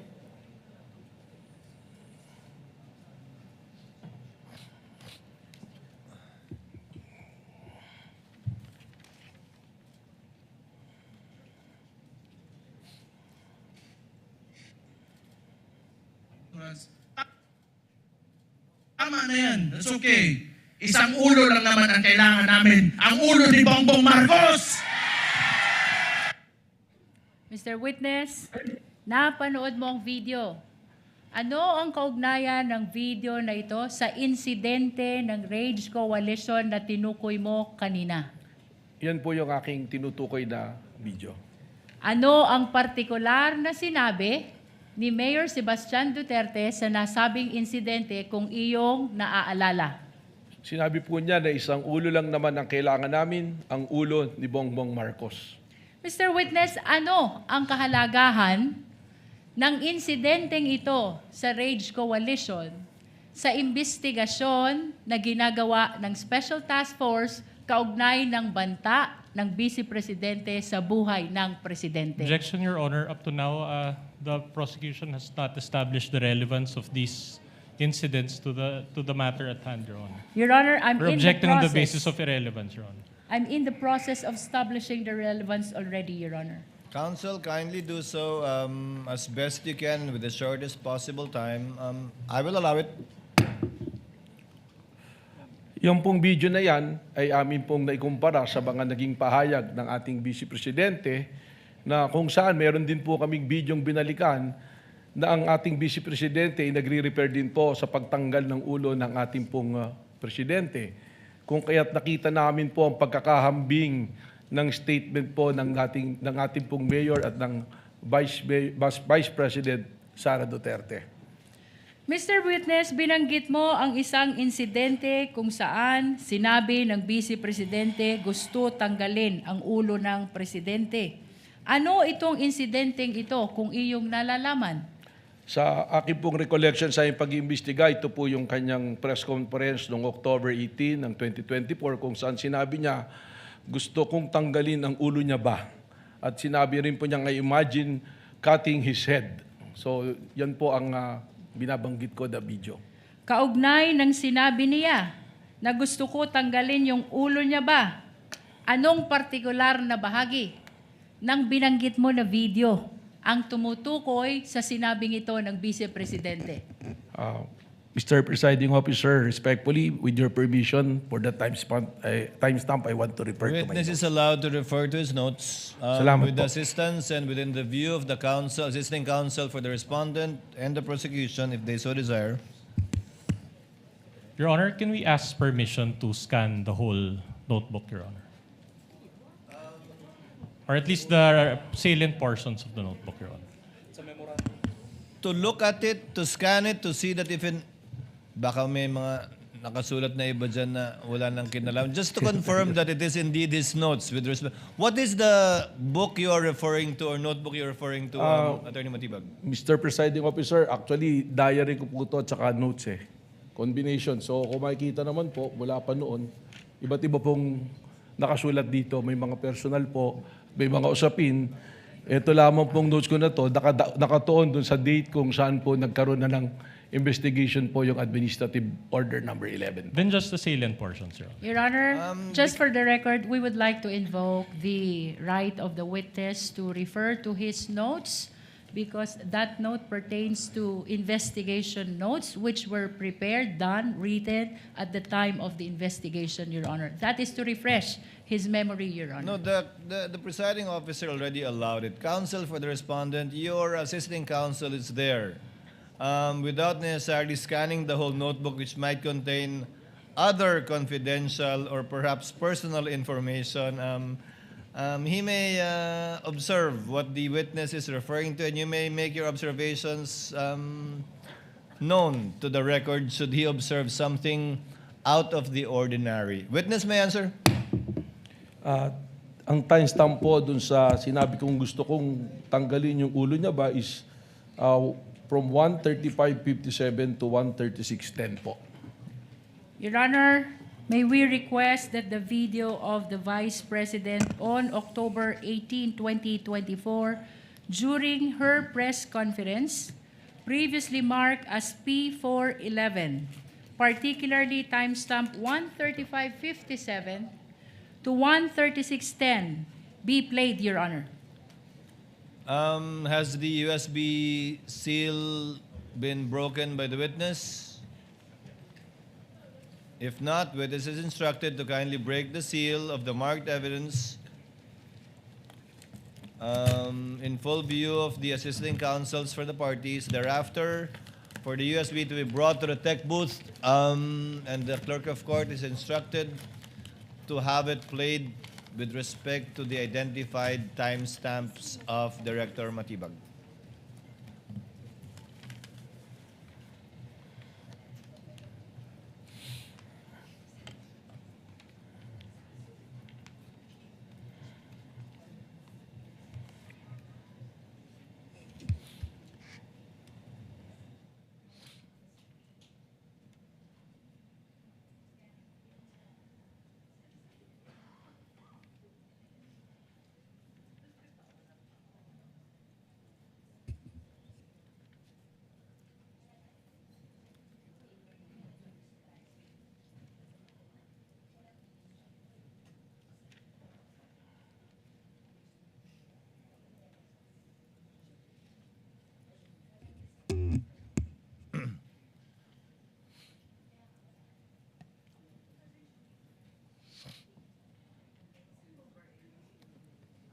Gusto ko tanggalin yung ulo niya ba?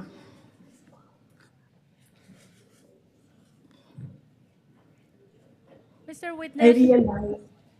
napanood toxic na mo yun. ang video. The video is still playing, I believe, lead prosecutor. Unless you want it cut already.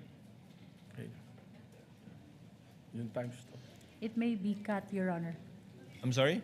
Do you It may want? be cut, Your Honor. Okay. The timestamp is only 1:35:57 to 1:36:10. Mr. Witness, napanood mo ang video? Ano ang kaugnayan nito sa insidenteng tinukoy mo kanina kung saan sinabi ng Vice Presidente, gusto kong tanggalin ang ulo niya ba? That is the same video that I was referring to. Kanina, Mr. Witness, binanggit mo din na may sinabi ang Vice Presidente, I imagine myself cutting his head. Anong partikular na bahagi naman ng video na iyong tinukoy ang tumutukoy sa sinabing ito ng Vice Presidente kung iyong nalalaman? Again, Mr. Presiding Officer may be allowed to look for the Witness may do so. Thank you po. Timestamp 1:36:52 po to timestamp 1:36:58. Your Honor, may we request that the same video be played, particularly timestamp 1:36:52 to 1:36:58. Pertaining to the same exhibit, counsel. Yes, Your Honor. Same exhibit P411. Tech is instructed through the clerk of court to kindly play the video. Imagine myself cutting his head. Mr. Witness, napanood mo ang video. Ano ang kaugnayan nito sa insidenteng tinukoy mo kanina kung saan sinabi ng Vice Presidente, I imagine myself cutting his head? Yan din po yung video ang aking tinutukoy. Mr. Witness, kanina ay binanggit mo ang insidente ng Mayor Sebastian Duterte. Kaninong ulo ang kailangan nila kung iyong nalalaman? Objection, asked and answered, Your Honor. Asked and answered. Move on, counsel. Binanggit mo din ang video ni Vice President Sara Duterte. Mr. Witness, kaninong ulo ang gustong tanggalin? Objection, asked and answered, Your Honor. Move on, counsel. Asked and answered. The court understands and knows who said the Vice President was referring to in that video. Thank you, Your Honor. We will proceed. Ano ang obserbasyon mo dito sa video ni Mayor Sebastian Duterte at sa video ni Vice President Sara Duterte kaugnay ng investigasyon ng Special Task Force kung mayroon man? Objection, vague, Your Honor. Ano ang obserbasyon mo? Kindly be more specific, counsel. Although the witness is competent, kindly be more specific so that the witness can more intelligently answer the question. Mr. Witness, anong koneksyon kung mayroon man ang video ni Mayor Sebastian Duterte at ang video ni Vice President Sara Duterte sa kasalukuyang investigasyon ng Special Task Force? Objection, kung Your Honor. mayroon man Objection, at Your kung Honor. iyong nalalaman. Objection, Your Honor. Still vague and asked and answered. Witness may answer if he knows so that we can move on. Director Matibag, kindly respond. Salamat po. Kapansin-pansin po na makikita natin na nanggagaling sa isang pamilya ang pagbabanta sa ating Pangulo at parehas na nag-refer sa ulo ng Pangulo. Kung kaya naman, iniisip po ba namin kung meron bang kasabwat o may sabwatan sa pangyayaring ito, sapagkat gaya po ng aking binanggit na noong November 23, binanggit po ng ating Vice Presidente na meron na siyang kinausap para pumatay sa ating Pangulo at pumayag siya. Kaya ito po ang amin pong tinututukan sa task force na amin pong itinatag. Objection, Your Honor. We would have to object as to the answer being non-responsive, and we would like to move, Your Honor, that it be expunged from the record. Your Honor, the witness has answered already, and that should form part of the transcript of our trial today. Then we move to strike it off, Your Honor. The objection is overruled and the motion to strike is denied. Let it remain in the records for the appreciation of the senator judges as to the weight they will give that particular part of the witness's testimony. We will submit, Your Honor. Mr. Witness, binanggit Counsel, may mo proceed. kanina na may kinausap ng tao ang Vice Presidente. Ano ang kahalagahan nito sa inyong investigasyon sa Special Task Force, kung mayroon man? Sapagkat ito po, yung amin mismong tinitingnan, sapagkat ang tingin nga po namin dito, that the threat is serious, active, and continuing doon po sa banta sa ating Presidente. At dahil ito ay seryoso, aktibo, at patuloy na umiiral, ay nagiging banta na rin po sa ating pambansang seguridad.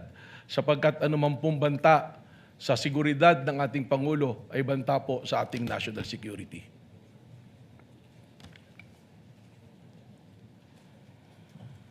Mr. Witness, ano ang inyong obserbasyon, kung mayroon man, doon sa sinabi ng Vice Presidente na mayroon na siyang kinausap na tao? Objection, vague, Your Honor. Your Honor, the witness is very much competent. Please allow him to answer the question. Objection overruled. Witness may answer. Kindly move on, counsel. I think I know where you're getting at, but kindly move on toward your point. Witness may answer. Ang obserbasyon po namin dito ay hindi na ito isang banta, kundi isang plano. Sapagkat ang tingin po namin dito ay inianunsyo ng ating Vice Presidente ang kanyang planong pagpatay sa Pangulo ng Pilipinas at mga nabanggit pang kanyang gustong ipapatay doon po sa kanyang pagbabanggit sa kanyang press conference. Kanina, Mr. Witness, binanggit mo ang investigasyon ng NBI noong November 2024. Ano ang pagkakaiba, kung mayroon man, ng investigasyon ng NBI noong November 2024 sa kasalukuyang investigasyon ng Special Task Force na nag-umpisa noong Abril 2026? Malaki po ang pagkakaiba. Yung investigasyon po na natapos, na ginawa noong November 24, na nag-iimbestiga doon po sa grave threat at sa inciting to sedition, ito po ay ordinaryong krimen na iniimbestigahan na sa ngayon po ay nakabinbinma sa Department of Justice para sa kanilang resolusyon. Pero ang amin pong iniimbestigahan ay sinuulit ko nga po, the serious, active, and continuing threat to the life of the President which already transcend to a national security issue. Sapagkat malinaw po na hindi na ito banta, kundi isang plano na patayin ang Pangulo ng Pilipinas. With the permission of the Council of the Parties, Chair would like to clarify for the record and for the Senator judges that the investigation conducted by the NBI in November of 2025, the witness was not yet the director at that time, but he can testify as to the fact that the agency he now heads conducted the investigation, but not as to the truth of the investigations conducted at that time, but as to the fact that investigations were conducted only. You may proceed, Counsel. Mr. Witness, ano ang dahilan bakit kasama ang video ni Mayor Sebastian Duterte sa inyong sinasabi ngayon na ang bantang ito ay banta na sa national security kung mayroon man? Objection asked and answered, Your Honor. Asked and answered, Counsel. Move on. Your Honor, as a matter of fact, we haven't asked that question and the witness is supposed to explain the reasons why the video was actually considered in their observation that this is a threat to national security. I believe the witness already answered that any threat to the President is a threat to national security, to the national security of the country. And earlier, the Council already asked the relationship of the video to that statement of the witness, which the Chair allowed. We're already there, Council. Please move on. Bilang karagdagan, Mr. Witness, sa iyong binanggit na issue ng national security, kaugnay ng video ni Mayor Sebastian Duterte, ano pa ang dahilan, kung mayroon man, kung bakit isinama siya sa pagsusuri ng Special Task Force? Sapagkat dito na nga po na makikita ng naging pagbabanta ng ating Vice President ay nagkaroon po ng tinatawag natin na epekto. It is a kinetic force na kung saan yung mga nakarinig ng kanyang pagbabanta ay gumagaya na rin at nagbabanta. Lalong-lalo na sila ay nabibilang sa isang pamilya. That is the very purpose of the task force, to monitor all those threats na lumalabas po ngayon at sa araw-araw nga, meron po tayong nakikitang threat sa social media, sa mga pahayag po during the mga rallies, ay tuloy-tuloy po nabanta sa ating pong Pangulo na umaabot na po na banta sa ating national security. Binanggit mo ang kinetic force. Anong ibig sabihin nito, Mr. Witness? Na yung kanila pong aksyon ay nagkakaroon po ng epekto para kumilos sa mga nakakarinig, ang kanilang mga supporter, upang maghasik po ng ligalig at kaguluhan po sa ating pong bansa at hindi na nirirespeto ang ating pong konstitusyon at wala na rin pong pagtingin sa ating democratic process. Ano pa ang dahilan kung meron man? Bakit isinama sa pagsusuri ang video ni Mayor Sebastian Duterte kaugnay ng Rage Coalition Rally? Yung Objection presensya, asked and answered, Your Honor. Witness may answer. yung proseso po namin na yan, doon po namin nakita na sinasabi ko nga, yung mga participants dito, yung po mga kilala na mga tao na nagdudulot ng ligalig at pagtutol sa demokrasya po natin. At nandiroon din po yung broadcast na yan, napakarami pong naabot na tao, nasa 600,000 plus po yung live broadcast niyan.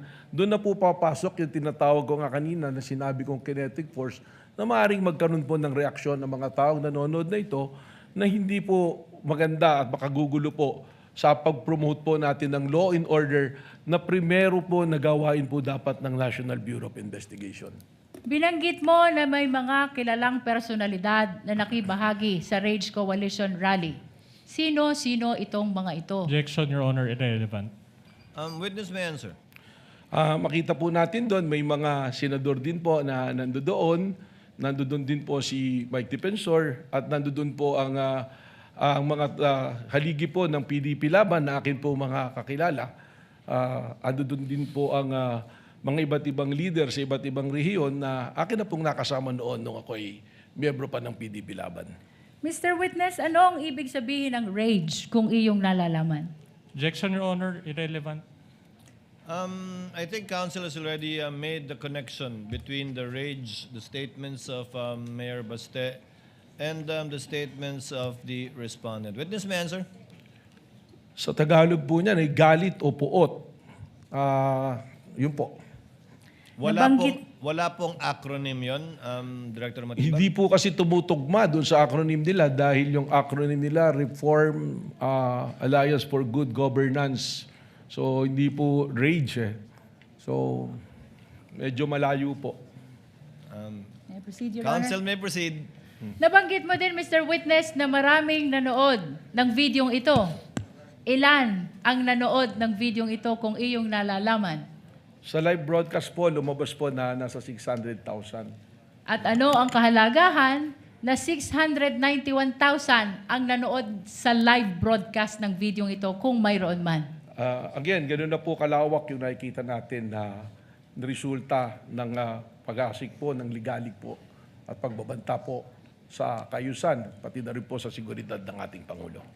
Mr. Witness, kanina binanggit mo ang pagkakaiba ng naunang investigasyon ng NBI sa kasalukuyang investigasyon ng Special Task Force ng NBI.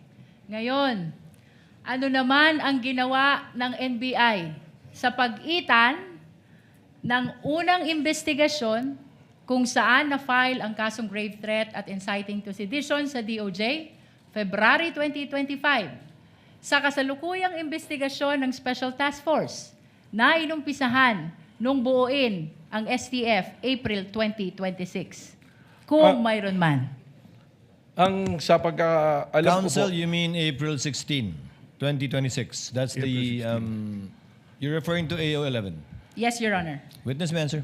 doon po, base po sa tanong ng mula February 25, 2025, ako po ay hindi pa NBI noon, subalit nung ako po ay nag-assume noong February 20, kasama po sa ating pinag-aralan yan at alam naman po natin ng mandato ng NBI ay ang patuloy na bantayan ng seguridad ng ating mga opisyalis at siguraduhin na may law and order. So ako po na-appraise naman na tuloy-tuloy ang mga monitoring at consultation po at surveillance na ginagawa ng iba't ibang unit noon.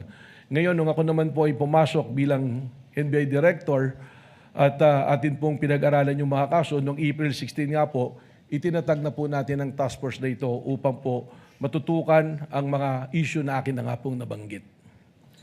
Mr. Witness, maraming salamat sa iyong paglilinaw, kaugnay ng nauna at ng kasalukuyang investigasyon ng NBI. Kaugnay pa rin ng Special Task Force, ano ang iyong naging direktiba kung mayroon man? Kaugnay ng video ni Mayor Sebastian Duterte noong April 12, 2026. Akin pong ipinag-utos through the task force na may authenticate at may preserve itong video ito sapagkat amin pong iniisip na ito'y magiging material sa amin pong pag-iimbestiga at sa darating po na panahon na amin po itong gagamitin. Mr. Witness, sino ang iyong inutusan upang ma-preserve at ma-authenticate ang video ni Mayor Sebastian Duterte na tinukoy mo? Ito po ay aming naitoka kay Agent Edgar Apolonio po ng Cybercrime Division po. Ano naman ang iyong patunay na ang videong ito ay na-preserve at na-authenticate ni Agent Edgar Apolonio kung mayroon man?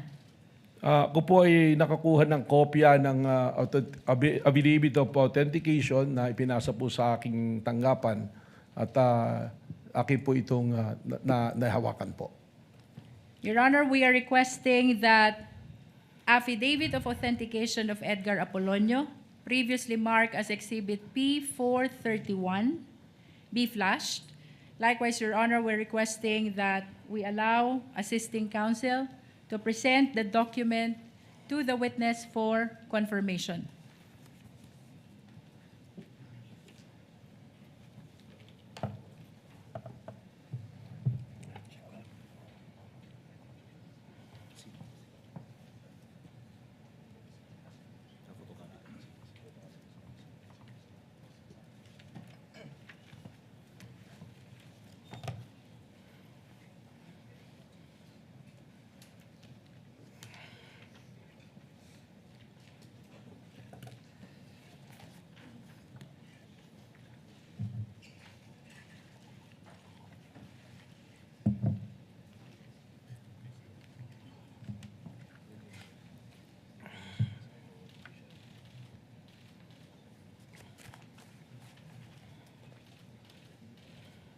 Mr. Witness, we are presenting to you a document entitled Affidavit of Authentication. Ano ang kaugnayan nito sa Affidavit of Authentication ni Agent Edgar Apolonio na tinukoy mo kanina? Ito po ang affidavit of authentication na aking pong binabanggit. We manifest, Your Honor, that the same has been previously marked as Exhibit P431. Sa pahina 2, makikita isang lagda sa ibabaw ng pangalang Agent Edgar Apolonio. Mr. Witness, kaninong lagda iyan kung iyong nalalaman? Kay Agent Edgar Apolonio po. Mr. Witness, paano mo nalaman na ang lagdang iyan ay lagda ni Agent Edgar Apolonio? Noong po ito'y sinumite sa aking opisina, siya po ay aking ipinatawag at tinanong ko kung siya ang gumawa at kung lagda niya po ito. Bukod po doon ay marami na po akong naiutos na ipa-authenticate sa kanya at iba pang dokumento na siya po ang lumalagda, kung saan nagkaroon na po ako ng familiarity doon sa kanya pong mga lagda. Maraming salamat sa iyong paglilinaw. Ngayon ay puntahan natin ang investigasyon ng Special Task Force sa banta ng Vice Presidente sa buhay ng Presidente. Ano ang mga ginamit niyong batayan? Kung mayroon man sa inyong pag-iimbestiga sa Special Task Force sa banta ng Vice Presidente sa buhay ng Presidente. Consistent po sa ginagamit po ng Protective Intelligence Methodology ng Secret Service ng Amerika. Diyan po sa tinatawag natin na if there is a threat to unknown personality, meron po silang mga pamantayan at doon din po namin ibinasa itong pamantayan na ito. 5 po ito na pamantayan namin pong ginamit. Mr. Witness, binanggit mo na meron kayong ginamit na 5 pamantayan. Ano-ano itong mga 5 pamantayan na binanggit mo? Una na po rito yung pattern of violence po. Bukod sa pattern of violence, ano pa kung mayroon pa? Yung pong gravity at seriousness po ng isa pong pangyayari. Anong sunod dito kung meron pa? Yung pong identity and identifying characteristic po ng involved po doon sa pangyayari. Bukod sa identity, ano pa, Mr. Witness, kung mayroon man? Ang isa po rito ay yung kakayanan po at kapasidad po ng nabanggit po na subject po. At bukod sa 4 na iyong nabanggit, ano pa ang inyong ginamit na batayan kaugnay ng investigasyon na ito? Yung pong tinatawag na motive o motibo at intent po ng personality po. Mr. Witness, balikan natin ang pattern of violence na una mong binanggit kanina. Ano ang inyong sinuri, kung mayroon man, kaugnay ng pattern of violence ng Vice Presidente? Sa tulong po ng amin pong Special Task Force ay amin pong binalikan ang mga pangyayari na yan naman po ay lumabas na tinatawag namin sa media na mga open source intel namin. At doon po nakita namin yung isang event nung mayor pa po ang ating Vice President Sara Duterte na meron pong isang sheriff na gustong gawin ang kanyang tungkulin na atas po ng legal na atas ng korte na magpatupad po ng demolition order. Subalit hindi po ito nagustuhan ng noon ay mayor at kay Vice Presidente, kung saan ay tinawag po niya yung sheriff at pinagsusuntok po sa mukha itong sheriff na ito. Mr. Witness, binanggit mo ang isang insidente ng sheriff na pinagsusuntok sa mukha. May ipapakita ako sa iyong video.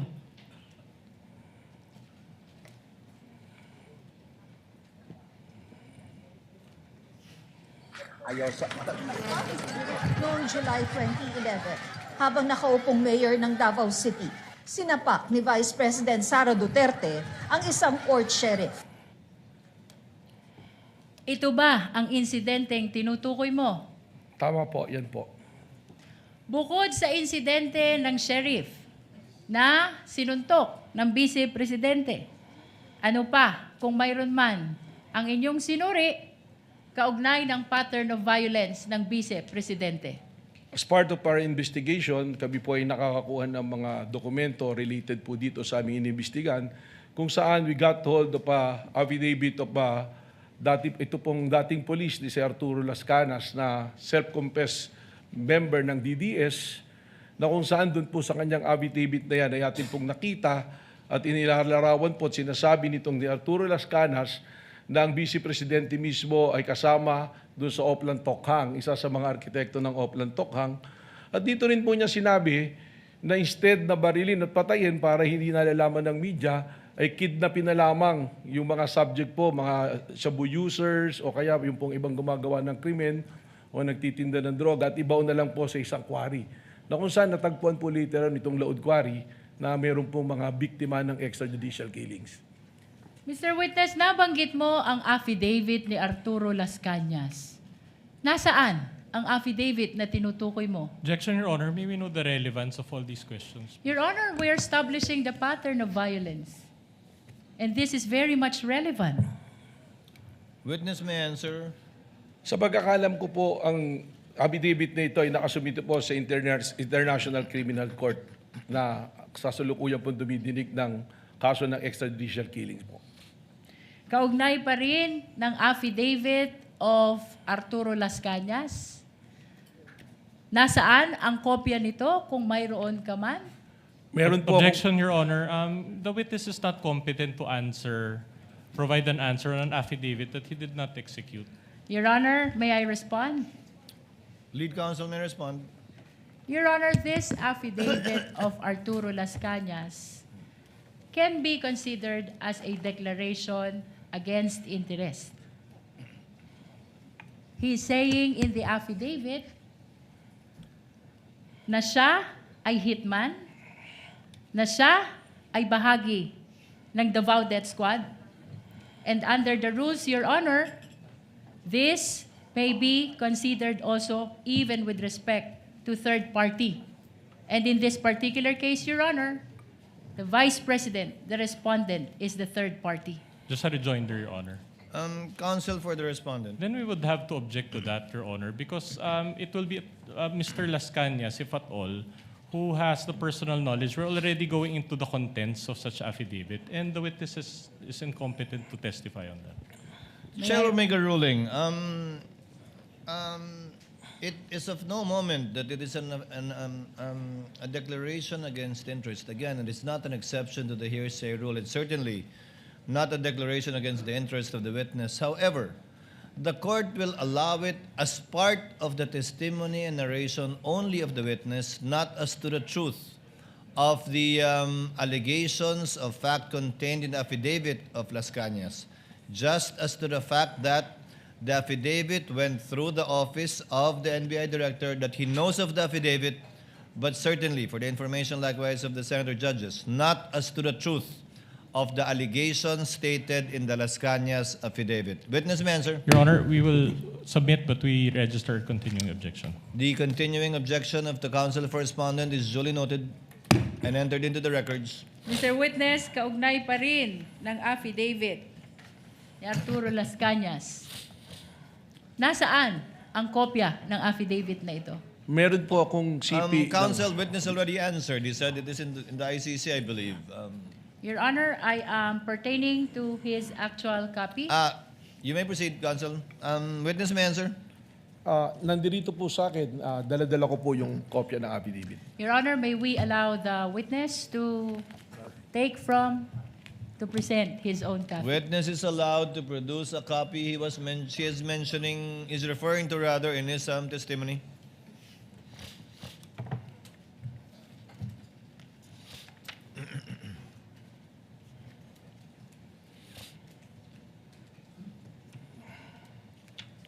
For the record, assisting counsel for the respondent as well as assisting counsel for the prosecutors are viewing the document produced by the witness.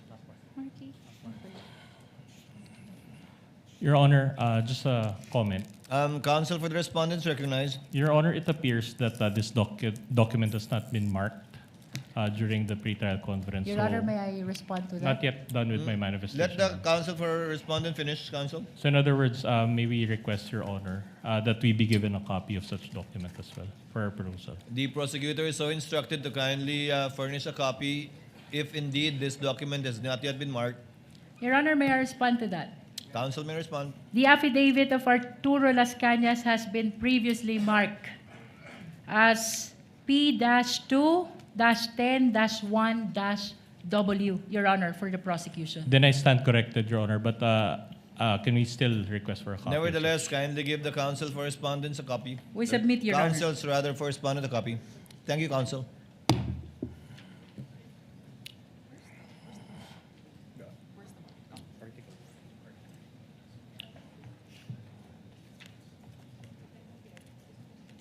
But we make the manifestation, Your Honor, that such Counsel may proceed to make a manifestation. that such exhibit was indeed marked, but it was marked under Article 2, Your Honor, not Article 4.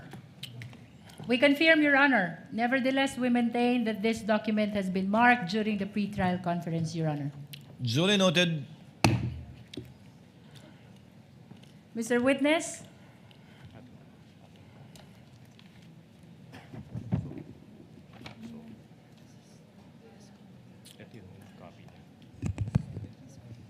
It's the same.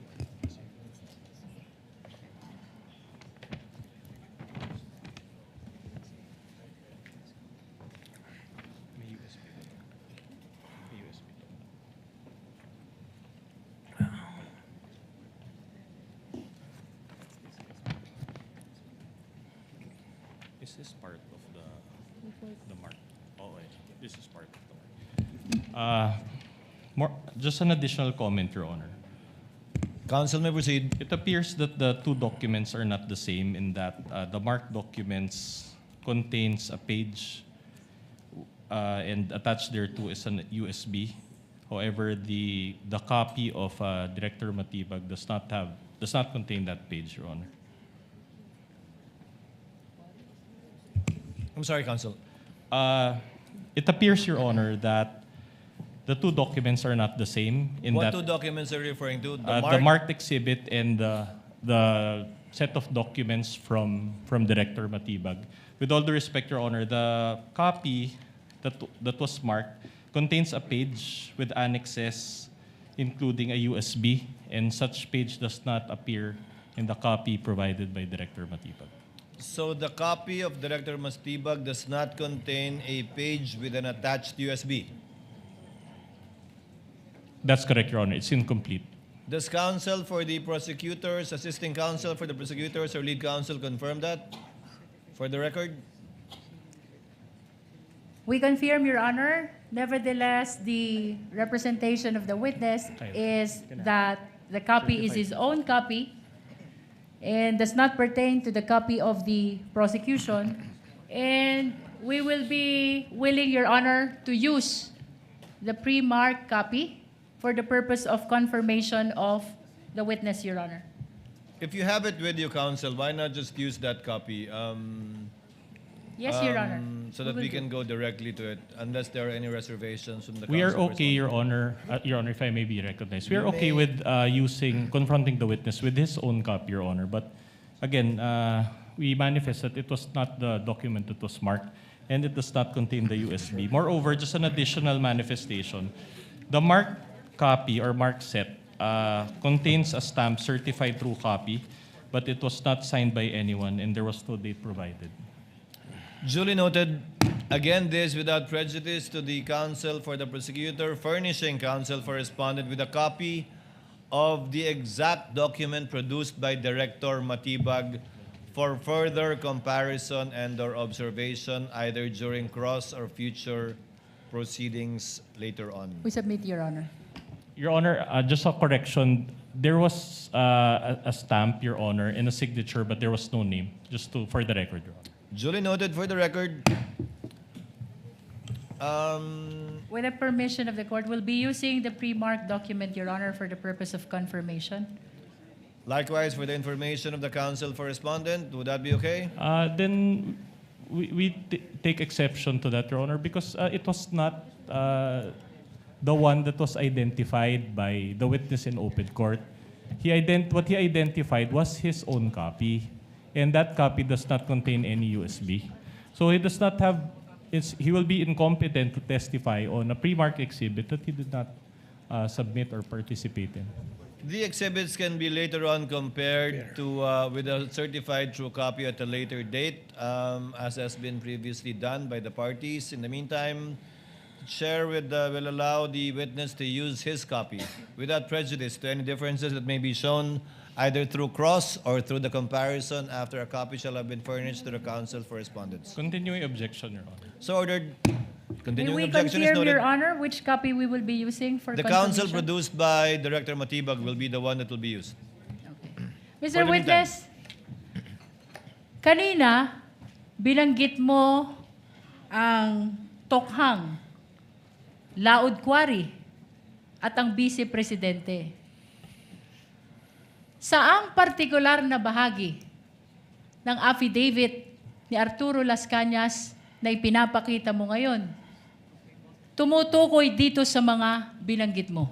Objection, Your Honor. Then that already goes into the contents of such affidavit. And since the witness is not the one who executed the affidavit, then he has no personal knowledge and incompetent to answer that question. Your Honor, may I respond? Moreover, the court already ruled, Your Honor. Counsel for the prosecutor may respond before the court rules on the objection. Your Honor, the witness is merely pointing to that pertinent portion of the affidavit. And later, Your Honor, for the record, we will just be asking him to read into the records. Just short rejoinder, Your Honor. Counsel for the respondent may give his rejoinder. Objection, the document will speak for itself. Chair sustains the objection, counsel for the prosecutors. The document will speak for itself, and the document will be furnished to the senator judges anyway, given that it's part of the annexes. Let the witness merely testifies to the fact that he included the affidavit of Mr. Las Cañas as part of his investigation and part of his narration of his investigation to prove, quote, pattern of violence. But again, not as to the truth and the contents of the affidavit itself. Move on, counsel. With that, Your Honor, we will be requesting for the submarking of the pertinent portion of the affidavit of Arturo Las Cañas, the witness already referred to. Again, only as to tenor, but not as to the truth, counsel. For the record and for the information of the senator judges, you may do so. For purposes, Your Honor, of reference, which particular portion to be submarked, Your Honor? May we ask the witness to make reference or point which part of that affidavit he is referring to? In his investigation, counsel. Same objection, Your Honor. As part of his investigation, witness may answer. As part of our investigation, ang importante po para sa amin dito, in establishing the pattern of violence, is yung paragraph 270 and paragraph 270B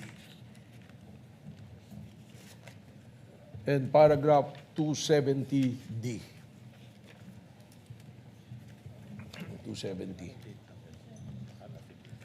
For purposes of submarking, Your Honor, may we ask which particular part of paragraph 270 the witness first referred to?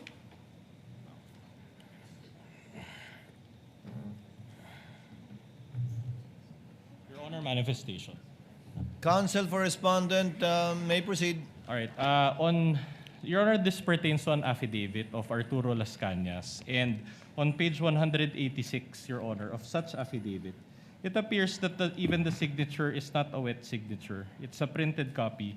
And there's a subscription and sworn to portion thereof, but it's not notarized at all. So this is a mere scrap of paper, Your Honor.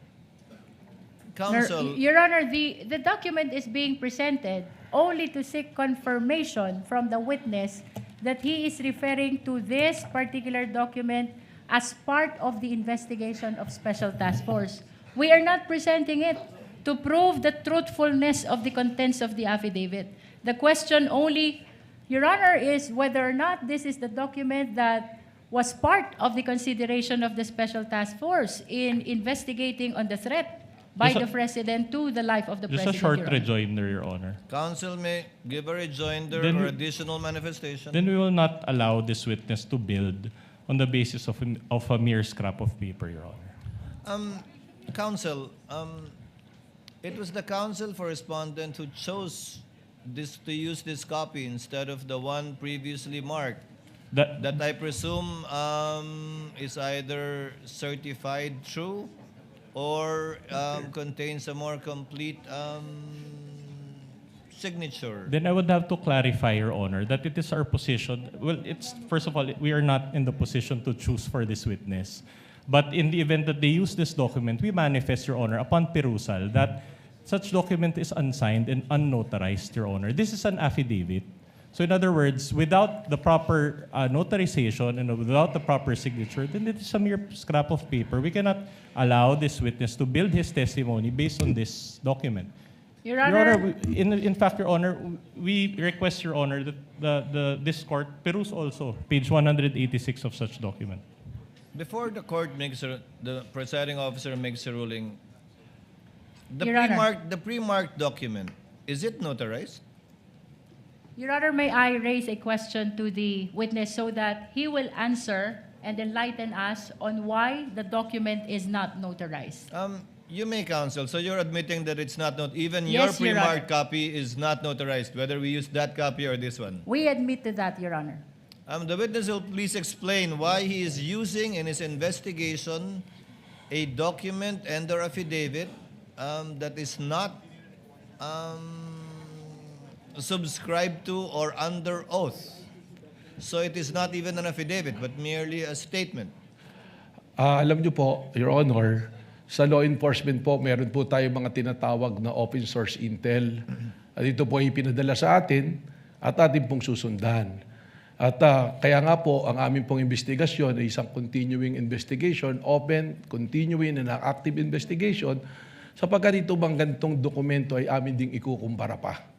Subalit, malaki po ang value ng mga itong bagay sa amin, sapagkat ito po ang nagbibigay rin sa amin ng direksyon at mga leads upang amin pong magampanan ang amin pong tungkulin na mag-imbestiga. So for the second time and for the sake of clarity and then for the information and guidance of the senator judges, the document being identified by the witness is unsigned, is not notarized, not under oath, and it is only as to the fact that they used this document in their investigation or as part of their investigation, but not as to the truth of the allegations contained in that unsubscribed document that was not made under oath. Also unsigned, Your Honor. Sorry. Unsigned. Also May I make unsigned a because there's a manifestation, Your Honor? signature, but it appears to be a photocopy, so it doesn't qualify as a signature. With the additional manifestation of the respondent, so noted, what is the manifestation of the counsel for the prosecutors?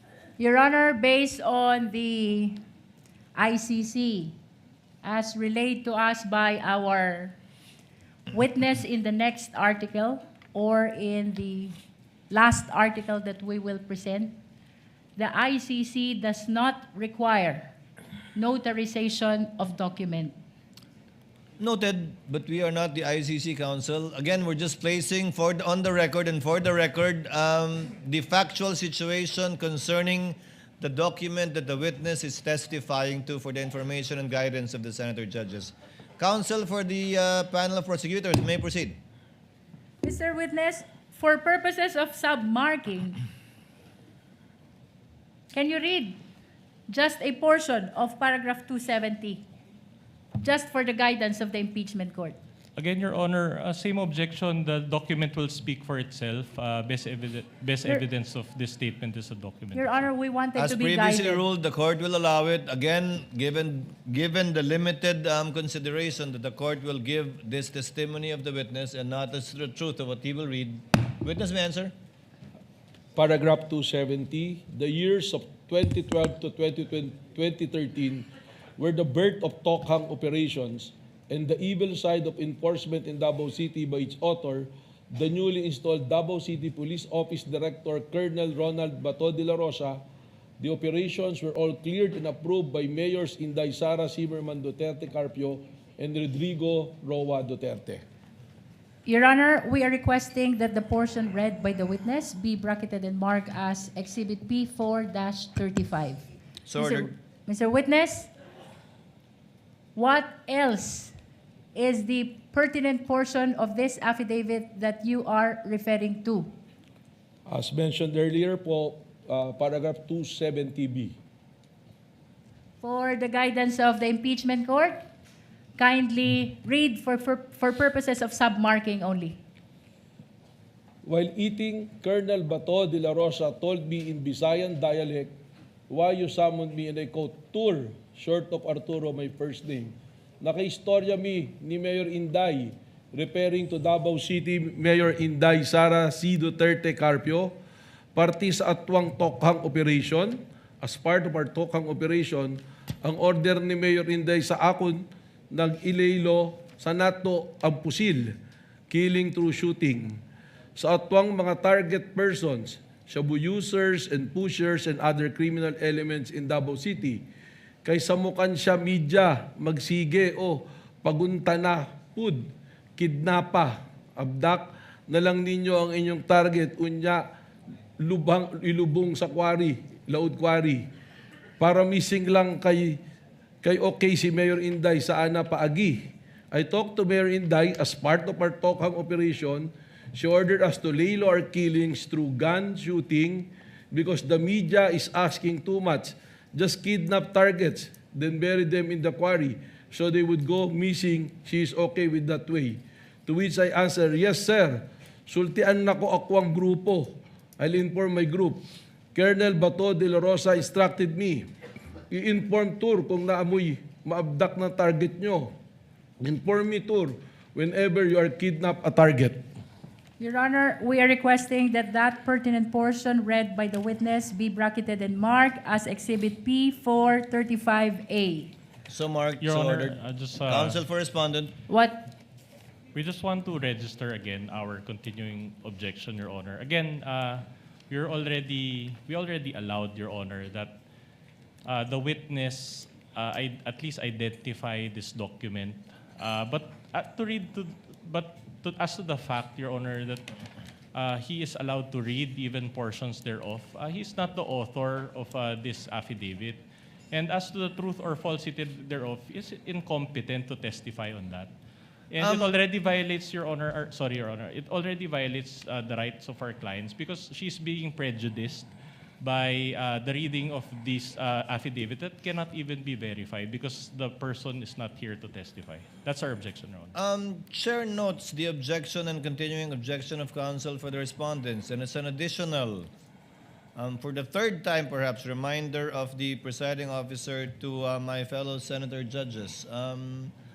The mention of statements allegedly made by then General De La Rosa, now Senator De La Rosa,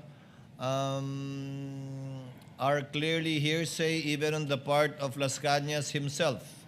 But as to the fact that probably he told him that, it may be established if the affidavit of Las Cañas and if Las Cañas is presented here. Again, this is only as to the fact that this is what the NBI used in their investigation and coming up with their findings, not as to the truth of the statements being read by Director Matibag, much less the statements of other parties who did not execute this document.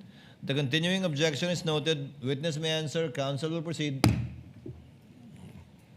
We are requesting, Your Honor, that that portion just read by the witness be bracketed and marked as P435A. Mr. Witness, Let it be so marked.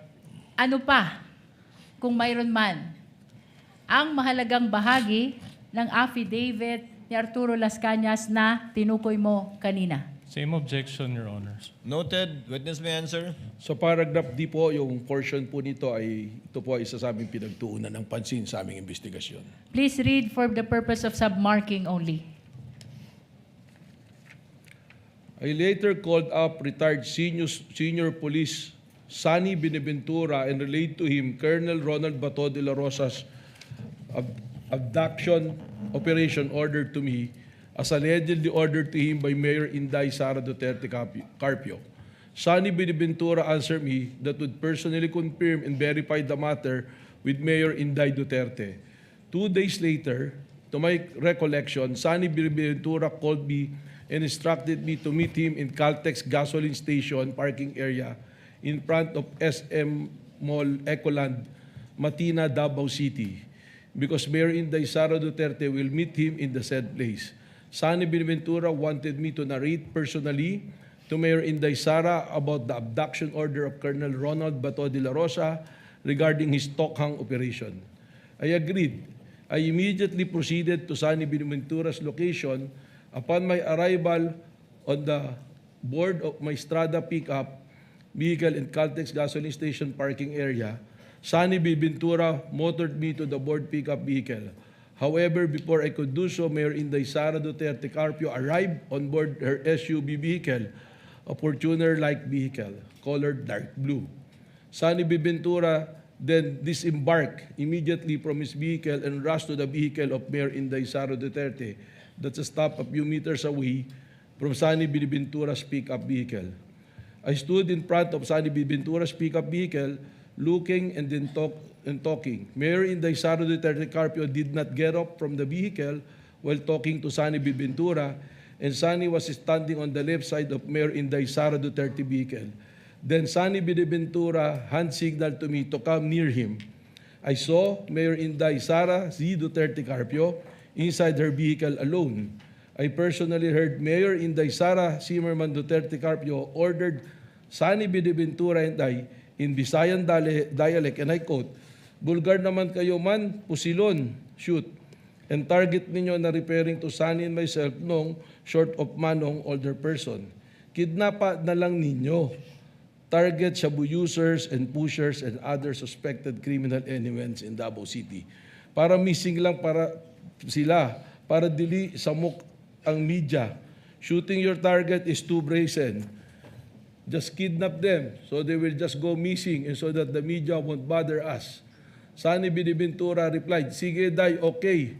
Then she drove away. It was a 3 to 5 minute kill order through abduction operation from a lady mayor of our city, the daughter of Mayor President Rodrigo Roa Duterte, that shed much blood of innocent poor Filipino suspected of being shabu users and pushers in Davao City. Now nationwide through the Tokhang campaign of the Philippine National Police for 4-star General and newly elected Senator Ronald Bato de la Rosa. Your Honor. Counsel for Respondent. Then, considering, Your Honor, the reading of this portion of this piece of paper, Your Honor, we ask for a fourth clarification on the part of the chair that the reading of this document, Your Honor, already creates an impression, not just to the minds of the senator judges, but also the public. They may be misled, Your Honor, to believing the truth or falsity of these statements. So in other words, Your Honor, this is highly improper for, with all due respect, Your Honor, for this honorable court to allow the reading of a portion of an affidavit that was not authored by this witness. He doesn't know, he doesn't have personal knowledge, again, and he's not competent to testify as to the truth or falsity of these statements. It is purely hearsay and excluded by the evidence in the rules of court, Your Honor. The chair is inclined at this point to already agree with counsel for respondent. Chair will cut short any further identifications of the witness in regard to this affidavit. I think you have sufficiently established, counsel, May I the comment, Your so-called Honor? pattern of violence that you sought to establish in the investigation of the NBI regarding the so-called grave threats that they are investigating. But the chair will nevertheless remind again the senator judges, as requested by counsel for the respondents, that this is only as to the fact that Las Cañas executed a document that they used in their open source investigation, not as to the truth of what was read. It was only identified for easy identification by the senator judges, subject to that limited understanding.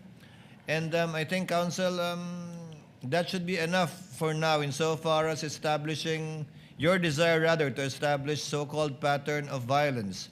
Kindly move on already to the other grounds for investigation. Just one last manifestation. Counsel for Your Honor. Respondent is recognized. Well, in that case, Your Honor, with all due respect again, then it is like we believe certain portions of the statements as read by this witness. Because we are already mentioning about a pattern. So in other words, Your Honor, we give credence, Your Honor, or value to the statements that were read, which is highly improper, and we would like to object to that, Your Honor. We May I did not respond, give Your credence to it, counsel. We merely allowed the witness to testify as to the evidence he used and or considered in his investigation, which actually has not yet borne fruit unless he will testify to the contrary later on. As I believe the investigation as of this moment is still ongoing. But let it end at that. Counsel, please move on to we will another submit, point. Your Honor, but register a continuing The objection. continuing objection of counsel for respondent is duly noted and entered into the records. Counsel, lead counsel for the prosecutors, kindly move on to Yes, Your Honor. I presume you will go through the 5 Yes, Your pillars Honor. of investigation of the NBI. Yes, Your Honor. Kindly They- proceed to the next point, the gravity or seriousness aspect. May I just request, Your Honor, that the last portion read by the witness be submarked as P435B. Thank So you, Your Honor. ordered. So Continuing ordered. objection, Your Honor. Continuing Maraming objection of salamat the sa iyong counsel is noted. paglilinaw kaugnay ng pattern of violence. Ngayon, puntahan natin ang gravity at seriousness ng banta. Mr. Witness, ano ang inyong sinuri kung mayroon man kaugnay ng gravity at seriousness ng banta? Unang-una na po rito kung sino yung pinagbantaan, sino yung sinabing papatayin. At dito po natin makikita na dalawang pinuno ng dalawang sangay ng ating gobyerno, ang dating speaker at ang Pangulo ng Pilipinas ang pinagbantaan, kasama na rin po ang unang ginan. Kaya para sa amin po ay mabigat at seryoso po ang pagbabantang ito. Bukod sa nabanggit mo na pinuno ng dalawang malalaking sangay ng gobyerno ang pinagbantaan, ano pa ang inyong sinuri kung mayroon man? Mismong ang Vice Presidente na po ang nagsabi na paulit-ulit na no joke, no joke. At pati pag tiningnan po natin yung kanya pong press conference noong November 23, 2024, makikita natin sa kanya na seryoso ang kanyang pagsasabi nito. Bukod dito sa binanggit mo na sinabi ng Vice Presidente, no joke, no joke. Ano pa kung mayroon man ang sinuri mo kaugnay ng gravity at seriousness ng banta? Tiningnan po natin yung mga kanina katulad ng video noong October 18 at yung pong kanyang video noong November 23 at nasundan pa po ito noong November 26 na sinasabi niya at kinukumpirma na seryoso ang kanyang pagbabanta at siya ay meron ng kinausap at pumayag para patayin ang Pangulo ng Pilipinas. Bukod sa nabanggit mong 3 video, ano pa kung mayroon man ang iyong sinuri kaugnay pa rin ng gravity at seriousness ng banta? Para sa akin po, hindi na ito talaga banta, kundi isa na pong confession ng kanyang plano na pagpatay po sa ating Pangulo. Sapagkat makikita naman natin na sinabi niya na meron akong kinausap at pumayag ang kinausap para patayin ang Presidente. Objection, Your Honor. The witness already is providing conclusions of law, Your Honor. May we ask that it be stricken off the record? Your Honor, may I respond to that? Counsel for the prosecutor may respond. Rather, the lead prosecutor may respond. Your Honor, the witness is testifying as to what transpired during the investigation of Special Task Force. He is testifying on the observation, appreciation, and findings of the Special Task Force. And this is the very purpose of presenting the testimony of NBI Director Melvin Matibag. Short rejoinder, Your Honor. Counsel may give a rejoinder. Part of the witness's response is the use of the term confession, which is a legal term. The witness is a lawyer. He knows exactly what he's doing, Your Honor. Nevertheless, Your Honor, that is the testimony of the witness, and that should be considered by the impeachment court. The presiding officer shall rule, let it stay in the record as part of the narration of the witness, but not as to for the senator judges not to consider it as a conclusion of law, notwithstanding that the witness is the director of the NBI and there is a lawyer and a former dean. That is still not to be used by any of the senator judges as a conclusion of law as to the fact in issue in this impeachment court? Witness may answer. Bukod Rather, sa counsel binanggit may proceed. mong confession, ano pa kung mayroon man ang iyong sinuri, kaugnay pa rin ng gravity at seriousness ng banta? May tuturing po natin ito na mabigat at seryoso sapagkat alam niyo po ang NBI, meron po kaming mga foreign counterparts na sa investigation din na patuloy namin pong nakakausap at nakakaugnayan. At kasama po ron aming pinag-uusapan ng mga pangyayari sa kanilang lugar, sa ating lugar. At napapag-aralan po kung paano kami magkakaroon po ng collaboration at pagtutulungan. At kung saan po sa amin pong pakikipag-usap rito ay atin pong namin napag-usapan ang tungkol po sa ginawang pagbabanta ng Pangulo, ng pangalawang Pangulo sa ating Pangulo.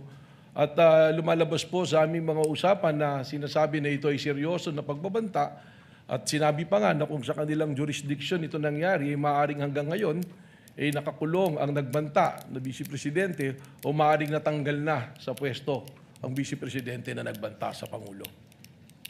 Maraming salamat sa iyong paglilinaw kaugnay ng gravity at seriousness. Puntahan natin yung pangatlong batayan, identity.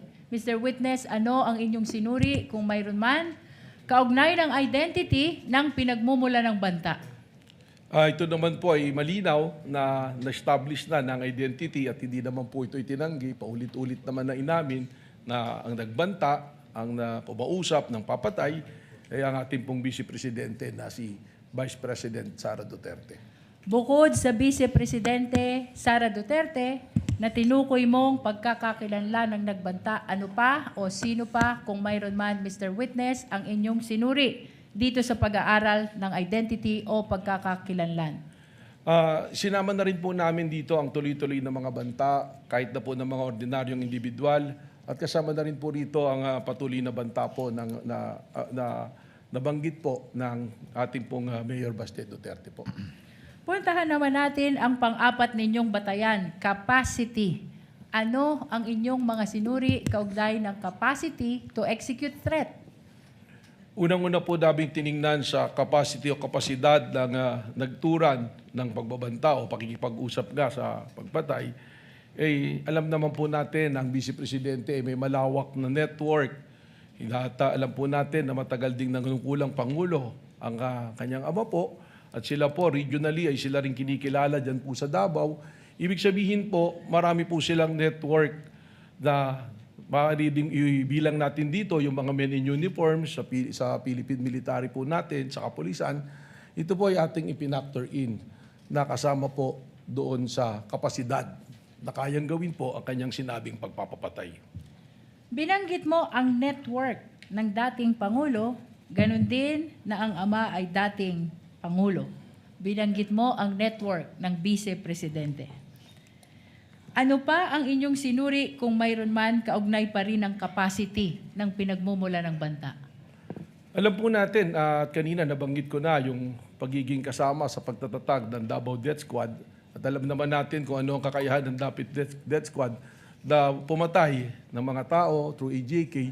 Ibig sabihin po, pag ating itong ibinilang, kasama po ito sa kapasidad ng ating Vice Presidente na maisagawa po ang kanyang plano.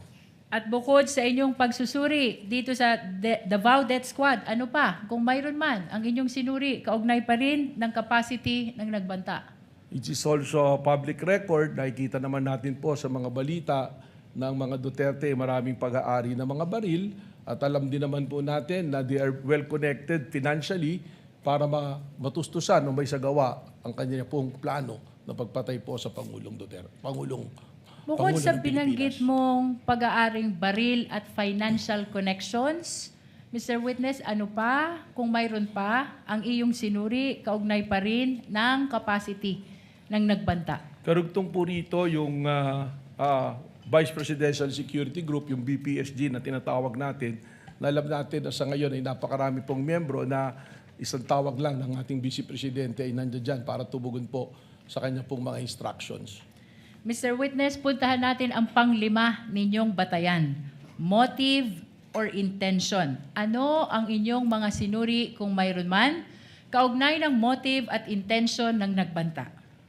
Unang-una po, at nasasad naman ito sa ating pong batas, sa ating konstitusyon, na kung ang Pangulo ng Pilipinas ay mawawala, mamamatay, ang susunod po na uupo by succession ay ang Vice Presidente.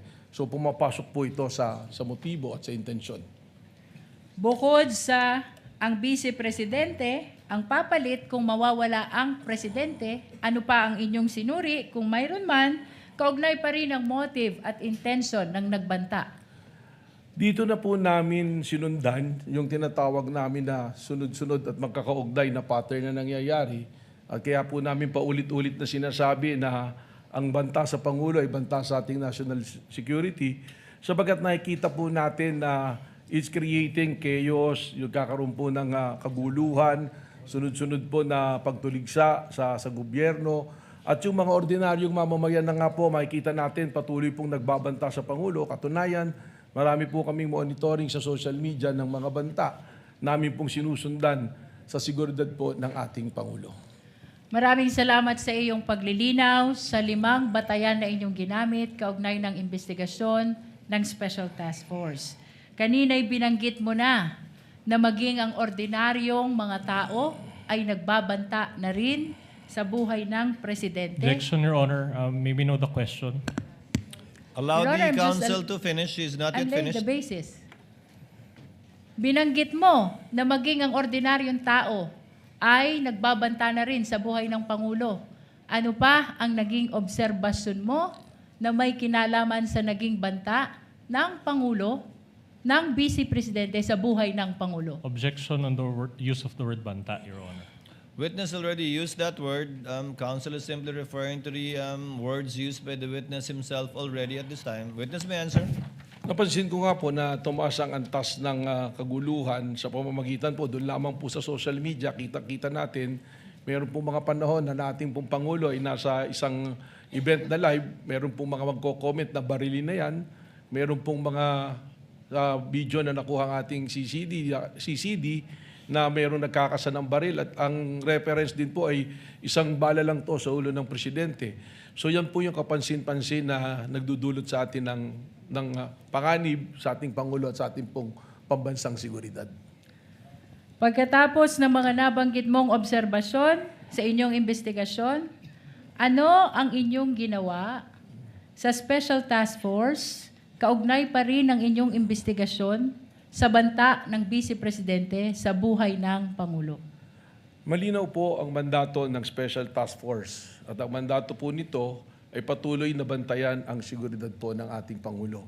At hindi lamang po para bantayan ang seguridad ng Pangulo, kundi hanapin at ma-identify kung sino ang kinausap ng Vice Presidente para po patayin ang ating Pangulo. Binanggit mo na bahagi ng inyong ginawa ay hanapin ang taong kinausap ng Pangulo.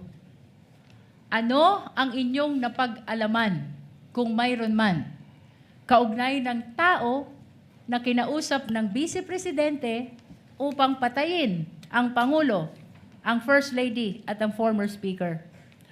Sa ngayon po, ang aming pong investigasyon at ang task force is a continuing and active investigation of the threat to the President.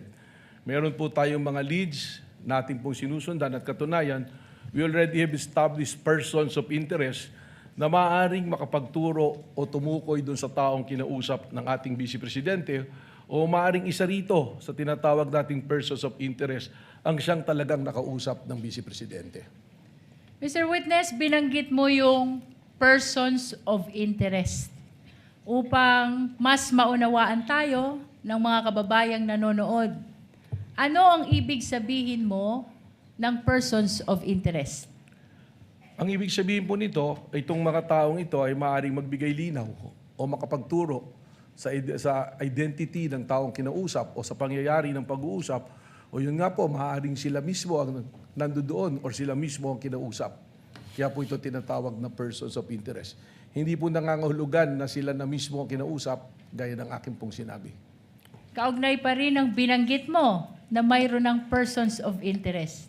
Mr. Witness, ano ang pagkakakilanlan ng mga persons of interest na tinukoy mo? Respectfully, Mr. Presiding Officer, kinalulungkot ko po pero sa akin pong katatayuan bilang NBI Director, hindi ko po maaaring isiwalat ang pagkakakilanlan o pagkatao ng ating mga persons of interest na ito sapagkat gaya ng aking sinabi, this is a continuing and an open investigation po sa nangyari po na pagkontrata sa pagpatay sa ating Pangulo. Mr. Witness, matagal nang iniintay ng sambayanan kung sino ang taong kinausap ng Vice Presidente. As a matter of fact, maging ang ating iginagalang na mga senator judges ay nagtatanong din kaugnay ng pagkakakilanlan ng taong kinausap ng Presidente. Ano ang dahilan, kung mayroon man? Bakit mo sinasabi, Vice President? Bakit mo sinasabi na hindi ito pwedeng i-disclose o isa-publiko itong mga persons of interest na tinukoy mo? Alam po ninyo, maraming kadahilanan. Tayo po ay nasa law enforcement. Kapag ang ganito pong bagay na it's an open and continuing investigation ay ating isisiwalat, unang-una pong mangyayari rito ay makukompromiso po ang ating investigasyon. At may lalagay po sa alanganin yung pong ating mga tinatawag na informants o assets na nasa ground na nagbibigay po sa atin ng human intel na tinatawag.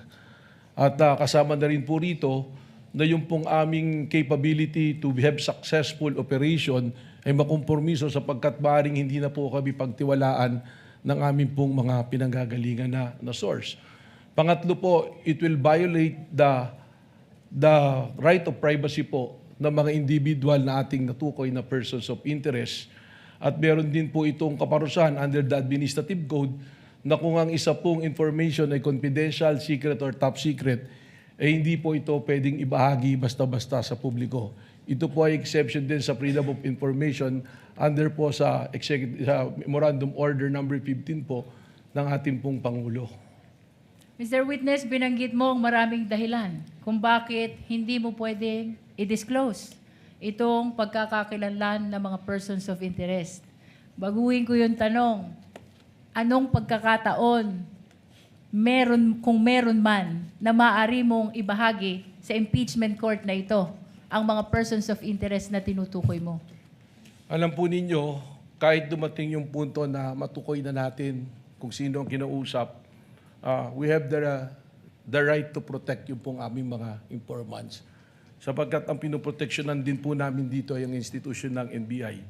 Subalit ito po ay patuloy na pagsusuri at report na tuloy na ginagawa po ng National Bureau of Investigation. Katunayan po, nandirito po sa akin yung mga report ng task force, tag as confidential, kaya pagpamanin po ninyo na talagang hindi ko po ito pwedeng ibahagi na pagpapubliko. Ano Your Honor, yung please. mga... Council correspondent is recognized. Your Honor, considering already the length of time, can we just ask for a 5-minute recess, Your Honor? Actually, I'm about to I'm do so as soon as the council for the lead Honor- council Your winds Honor, up. I'm about to conclude. As soon as the direct examination is concluded, the chair will declare a recess before we proceed with your cross. Would that be okay, council? Okay, Your Honor. Council may proceed. Witness may answer. Mr. Witness, ano yung mga papel na ipinapakita mo kanina? Ito po yung patuloy na pag-uulat, mga minutes ng meeting at mga intel report po na nasagap, kaugnay po sa ating isyong pinag-uusapan.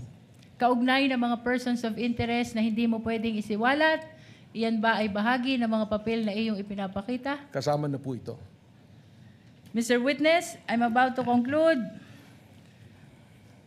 Ano ang nalabag ng Vice Presidente kung mayroon man? Objection, Your Honor. Kaugnay ng banta niya sa buhay ng Presidente. Your Objection. Honor, this is still part of the investigation. I will have to sustain the objection. It would call for a conclusion of law, and as admitted by the witness himself, the investigation is ongoing unless he has concluded it already. Kindly rephrase, counsel. I have no further question, Your Honor. If there are no further questions, given that it is 4:03 and given that it's been 2 hours already, as agreed, Chair will declare a 15-minute recess. We shall resume at 4:18 for the cross-examination of the counsel for respondent. We are in recess. Witness is excused for the meantime and may exit the witness box.